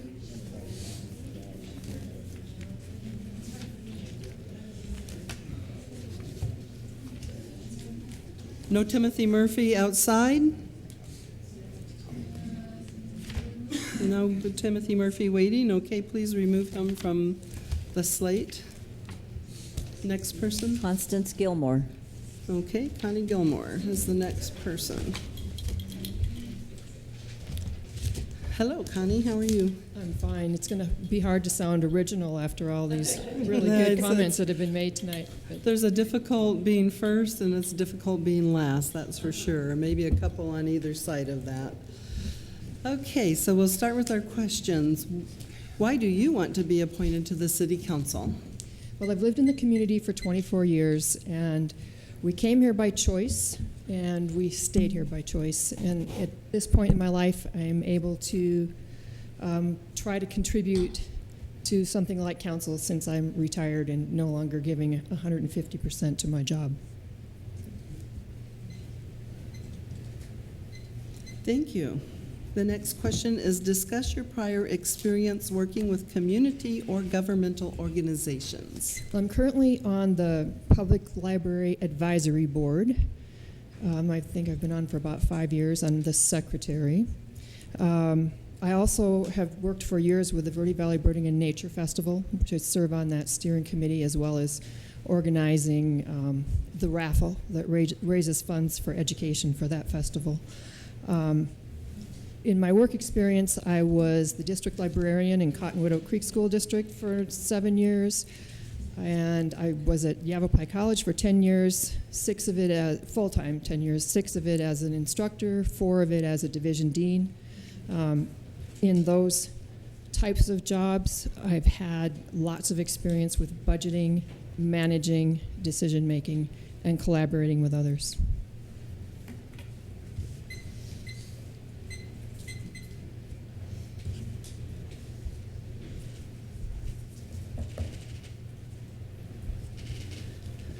Question 3.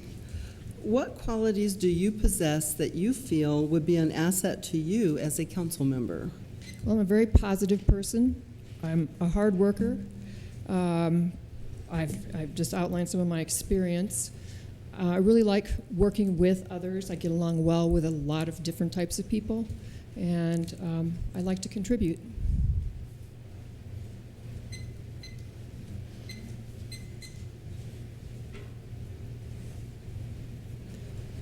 Question number 4. Describe a situation in which you were a member of a team and conflict arose within the team. What did you do?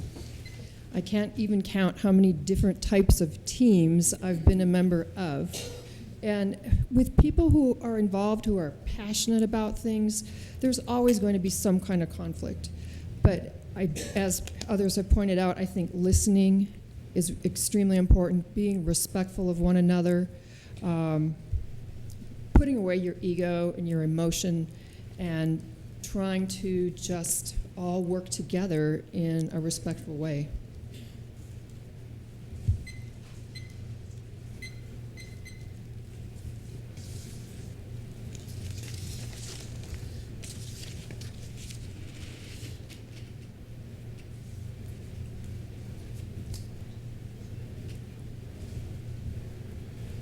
Question number 5. Tell us about a situation where you made a decision that involuntarily impacted negatively on others.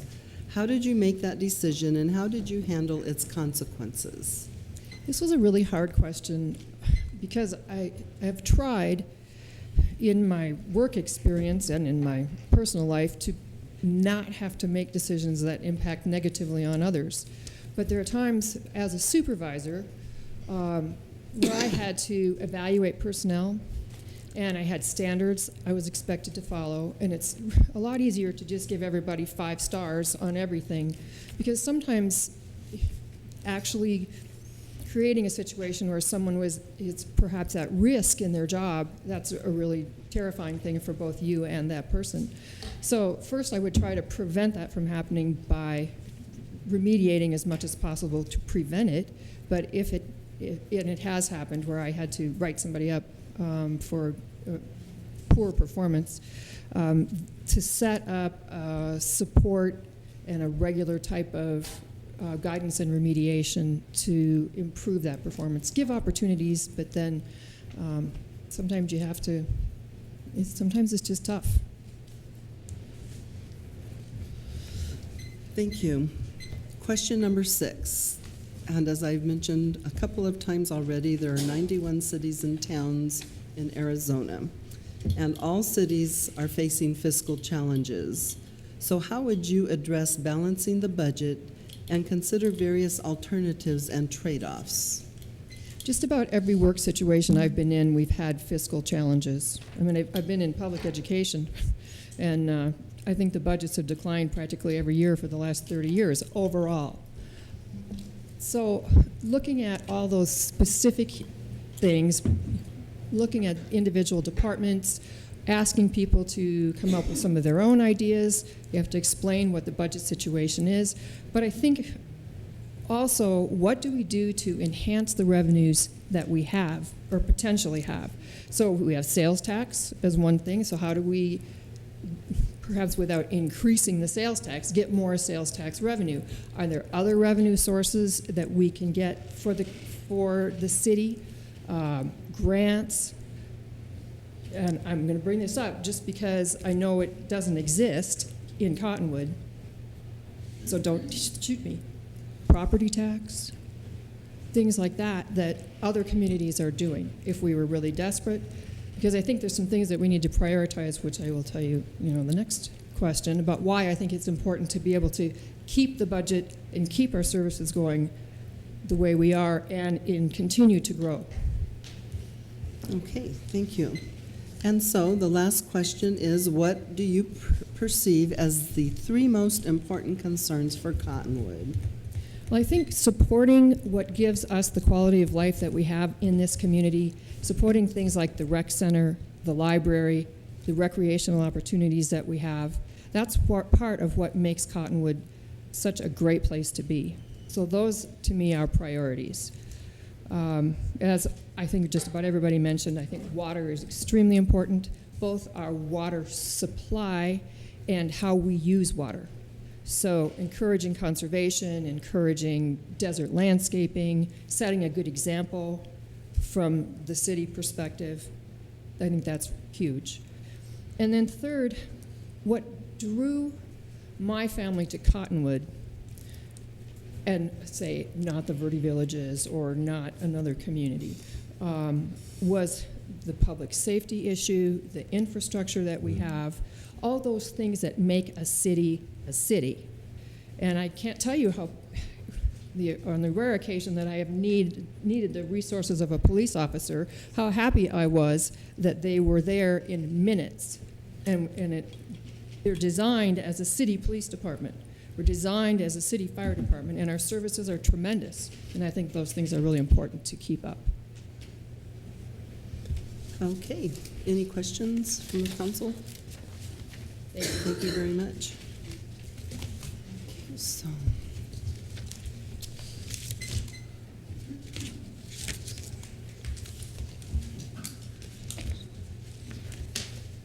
I think that's it, right? Yes. Okay. So I haven't numbered mine yet, but I want to take a little time to do that. So if you would all like to take a little break again or just sit and relax. Otherwise, we should give these to the city clerk. Are you going to count them? Let them out of our book. Oh, I'll just take your book.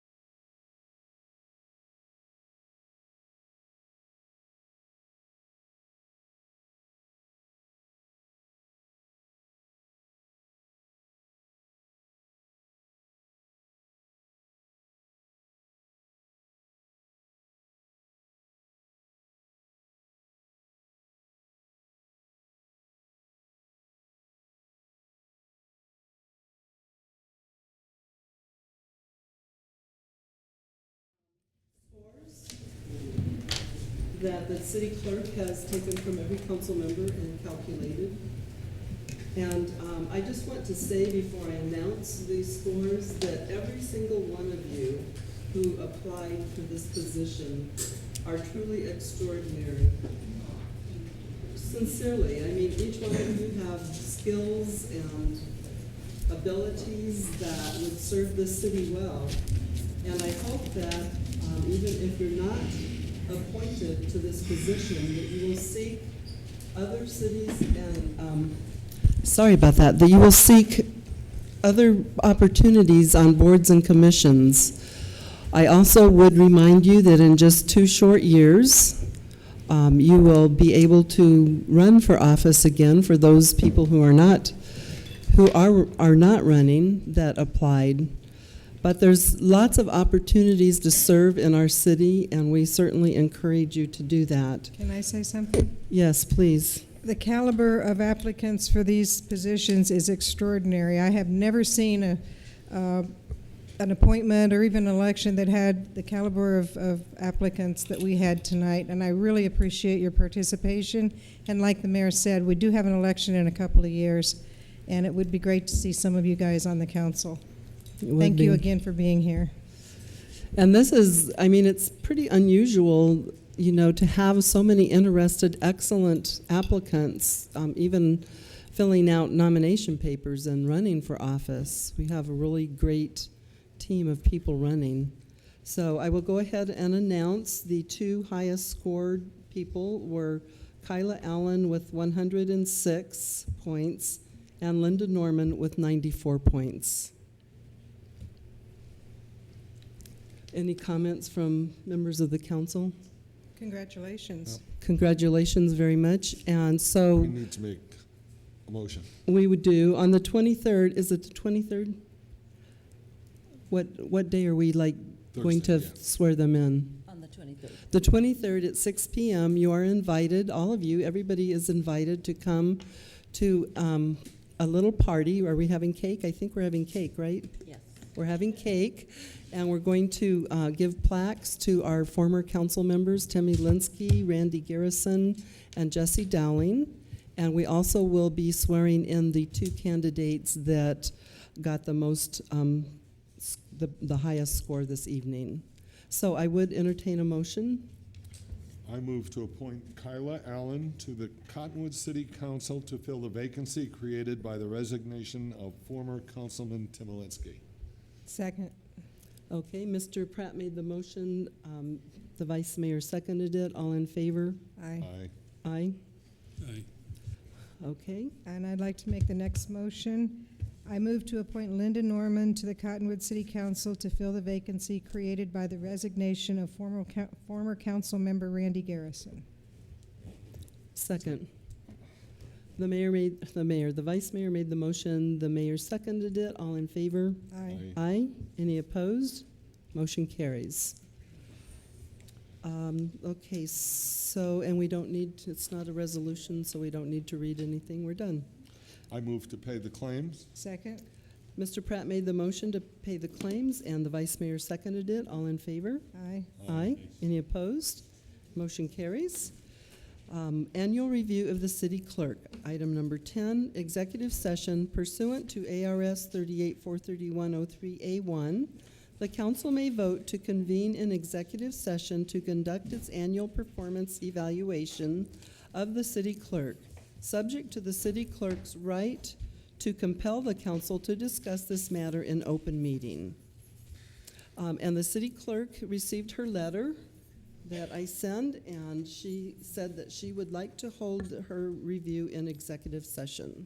So we will resolve in, so we need a motion to resolve into executive. I move to resolve into executive session. Second. So Mr. Pratt made the motion, the vice mayor seconded it. All in favor?